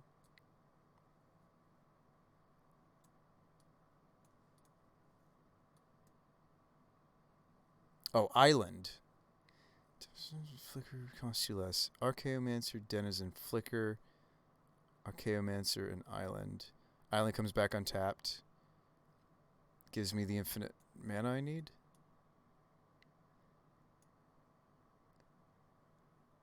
Get back Flicker, cast Flicker. Ah, okay. So you do need 2 Sunscape, right? So you're saying it's 2 Sunscape, Archaeomancer, this, and this. I need those 5 cards. Wait, I mean it's Pauper though. You can totally do that. I'm not knocking it. I'm not making fun. That's sweet. I think one of the issues with my build is like currently, like, I need a Singleton Faithful, a Gargantua, a Flicker, Mancer, and I guess two familiar. I don't know.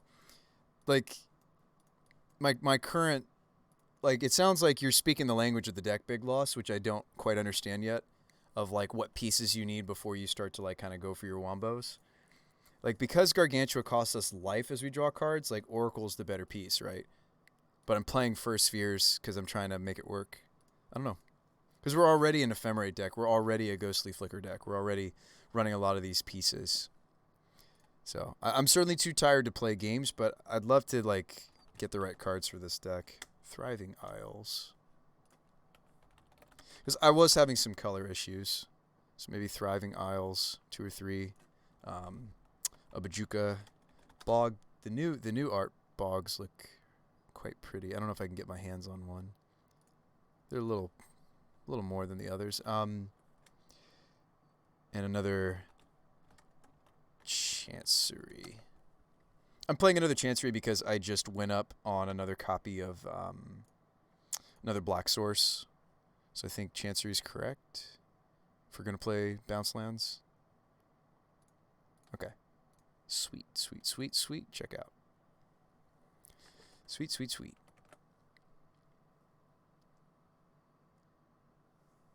But all right, folks, thanks for coming. This has been fun. I think maybe I will jam some Pauper at some point.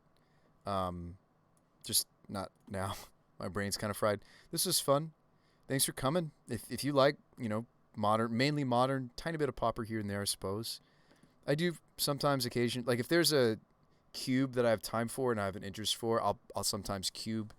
You guys know that I used to jam quite a bit of Legacy. I tried actually jamming like a Legacy Winota for a while. It um, didn't quite work, but that's okay. So we'll get that deck finished. Winota castables. This is technically 2.3. So we're not as heavy in the Song of Freyleases, which is probably correct. It's like the first one, really good.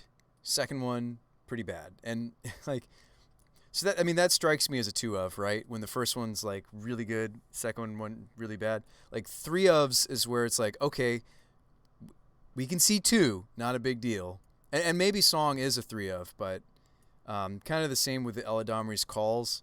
Like we really don't mind seeing the first one, but the second one is kind of rough. So just a thought.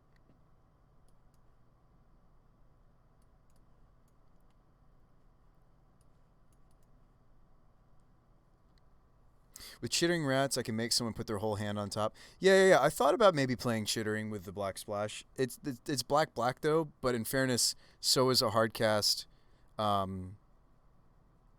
Yeah, in fairness, so is hardcast Gargantua. Like maybe I should be playing some rats. Maybe you're right. Is like the first rats super saucy just because it's a sweet blink target? I feel like that's also like way better against the decks that don't just like poop their hand out in the format. You know? Like would rats even be a sideboard card perhaps? And instead I cut like the meme that is the other familiar. Cuz like the familiars, like I guess I don't understand the deck well enough yet because these Sunscape familiars are combo pieces because they make the ghostly flicker less and less, right? Whereas like this is just making some of my other splash colors. Yeah. Maybe I'll sideboard the rats. That's a cool idea, Big Loss. Maybe it's main deckable, maybe it's more main deckable than Reaping the Graves, although I kind of like Reaping the Graves game 1 because I'm utilizing the graveyard. Mostly game 1, and then I expect them to turn off my graveyard game 2. They're better in blue-black, though. Oh, I'm sure. Like, black-black's hard for us, right? Black-black's hard for me. I'd have to name black on Thriving. I mean, I have quite a few black sources now. I don't mind, like, a singleton black-black card. These are all black sources, potentially. This is a black source, so I've got 11. What's the rat that works as Pestilence? This costs 3. Oh, you can only Wow. Splenda. You can only spend black mana on Crypt. It's Crypt Rat. Crypt Rats? Use that as a board wipe. Yeah, so Crypt Rats is spend only black mana on X. It would probably be X's 2 in my shell, and even that would be difficult. I think I'm better off with Supplicating Fumes, especially since I'm a Mystical Teachings deck. Yeah, if it wasn't like this is why a lot of the decks in Pauper that are playing black are deep into black, like your blue-black deck, right? And you get to play the new duels. There are the Swamp Island Snowlands, right? Duels. Did that order not go through? Oh, it didn't. I was like, where are the cards? Yeah, I think the first Chittering Rats could be sweet. I think there's some cool stuff we can do with it. But again, maybe we have to figure out what the sideboard card is. I think I like the main deck Negate as a tutor target for the teachings. I like Fumes. Yeah, I think I'm going to sideboard the Rats because, like, again, that's like my opponent needs to be like a mid-rangey control deck for it to be good. And there's plenty of people just mashing Green Stompy, which, by the way, I can't really... We have a little difficulty against Green Stompy with this shell if I don't have... has anybody played this ever before, like a shell like this? Do you just main deck some number of Stonehorns? I feel like the meta might be ripe for it for Pauper. Like, when I look at the meta... I mean, I might just be playing the deck poorly. Probably, since I'm new to the archetype. So... I'm sad I closed that window because I was looking at somebody jamming Arclight Phoenix in Modern. Anyway, Pauper. So mono green Stompy, most popular deck by far. Affinity. Affinity can kill you despite they play like literal flings and such. And anyway, they can kill you despite, you know, like between like munitions and such. They don't actually care as much about a Stonehorn lock. I feel like the first Stonehorn in the main deck really doesn't hurt the deck all that much. In fact, I almost like that more than Suffocating Fumes. Even though Suffocating Fumes is cycling and a tutor target, like I almost wonder if I should just have a Miser Stonehorn in the main deck. Because there's a lot of decks that it's just very good against. I also only have 8 draw discard spells. I was originally going to play something weird like instead of the playset of Oracles, I was going to do something strange with what is it? Surveil. I was going to do some stuff with Surveil, but it just wasn't good enough. So I wonder if I'd be content to go down to 3 Gargantuas to main deck a Dignitary. And then that frees up a sideboard slot for something. I don't know what. Usually these decks play a playset of Dignitary. I don't know if I want to do that. I think I like 3. But I mean, they're not bad in multiples because like you can just play them out and it's the same as if I'd drawn a Flicker, right? As if I'd drawn a Flicker spell, but I don't know. Maybe you just can't get away with the playset of Dignitary in these decks. I've seen Tron made deck one, but not this list. Well, this list is hoping to set up the combo, right? I get it. We're hoping to set up Infinite Life. We're hoping to set up just drawing lots and lots of cards. Like I get it, but I kind of don't mind the first Dignitary, especially since I have lots of draw discard. I can just discard these when they're not relevant or good enough, or just get it back when it is. What's another sweet, saucy sideboard card, big loss, you could consider us trying out? Any sweetness you've got? I was playing, I think the Exclude's kind of cute. I was playing a Singleton Counterspell, but blue is a little tough for us. Plus, Counterspell is, although Counterspell is great, it's not reduced by Familiar, so that's why this deck doesn't tend to play it. If they do play it, it's a Singleton. Bojuka Bog? Yeah, I just snuck that into the mana base just now. I don't have any graveyard hate besides that Bojuka Bog I just added. Like, maybe I should have, like, a Relic or maybe Nile Spellbomb. Maybe I should be playing a sideboard Nile Spellbomb. Is there, like, a... I get that, like, Bojuka Bog's sweet for this archetype because you're playing Flicker and you can just flicker the Bojuka Bog, but should we be playing something like a Spellbomb? Is there enough graveyard stuff for this to be relevant? Besides, like, Gurmag Angler. Is the first Spellbomb sweet? You flicker the Bog, yeah. Just sweet synergy. I feel like Ghostly Flicker is so important to this deck because it's also a combo piece. I wonder if this deck is running the wrong split. Like, I wonder if it's supposed to be 3 Ghostly, 2 Ephemerates. I mean, I get why I'm playing Ephemerate because of the potential synergy for Gargantua. I wonder that when I look at this list. I get it. It's like a protection spell. It's cheap. I get to do my Oracle twice. I get it, but I almost wonder... I wonder if, like, Ghostly is, like, what I should be running more copies of. Just a thought. I know it's a lot more mana, but it's like, that's the combo piece. What's the 1-mana artifact? Tap it. You talking about Relic of Progenitus? I don't really want to play Relic, though, because it also affects my graveyard. Are you talking about, I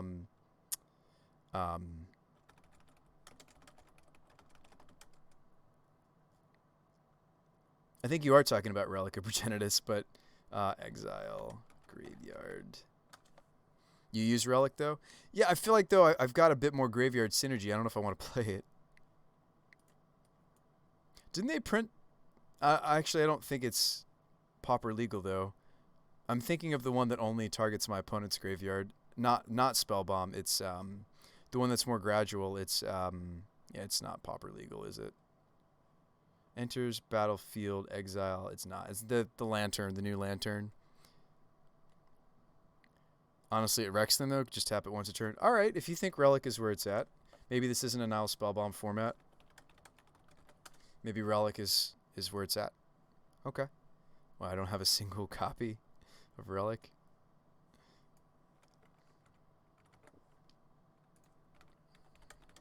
It does make me nervous not to have like any graveyard hate, really. Especially with like these go long decks, playing these go long decks in this format. But yeah, let's do a 1-2 split on the Stonehorns. And I almost wonder if I should just be on more Ghostlies than Ephemerates. But maybe because we're playing the Gargantuas, maybe this is the shell that you want more Ephemerates than other things. Anyway, let's just get that last card, and I think I'm going to call it a night. Thank you guys so much for coming. This has been fun. It's been an interesting stream. I'd love to host you guys over to another, or raid another Twitch stream. There's a lot of other great streamers out there. I know you guys know that, and I think it just bears repeating. And love to see if there's some other modern streamers or even Pauper streamers on right now. Let's see if there's anybody jamming. This guy's jamming some Pauper. What else is going on? Legacy Elves. All right. All right. What sounds spicy to you guys? What do you want to watch? Happy to connect you to some other great content makers here on Twitch. Those are really the only two that I see that are Magic Online. The rest seem to be either live or... Not that there's anything wrong with live Paper Magic on Twitch. I see like some Commander. That's pretty much it for older formats that I can see. You guys want to watch Legacy Elves, or you want to watch... What are we thinking? Legacy Elves, or what Pauper list is this guy playing? Is this Scred? I saw a Scred. Pauper best boomer format. Playing Serpentine. Ooh. I've heard some stuff about that card. They also get to play the new duels. Come on, we were just talking about Pauper. We should host over to this guy, right? Sherby? Level 99 Sherby? Alright, that's where we're going. And let's raid. You think they're out of Maryland? I'm living in Maryland now, too. Raid. I'll see you guys. Go say hi for me. They're playing some Pauper. Go ahead and hit that button. Come on, there's got to be a few of you guys interested to see. Come on, this is a sweet, sweet deck that they're playing. Like, they're playing, like, this awesome, like, Serpentine Scred fair deck against Stompy. Oh, boy. They're doing quite well for themselves, though. From the look of the board state, looks like they're winning. Hunger. Kill this. Scred this. Maybe counterspell this. Yeah, you probably scred the plant, right? Anyway, let's raid on over to this guy. Say hello for me.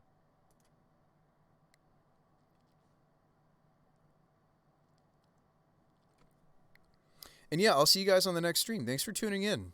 Quite a few of you guys here. Sorry, it's bedtime for the Brewster. Bedtime for us. Some of us, certainly me. Yeah, say hi for me. Thanks, Ice Prophet. I will see you guys. I will see you guys on the next Bruce by the Magic Eye show. Have a nice night.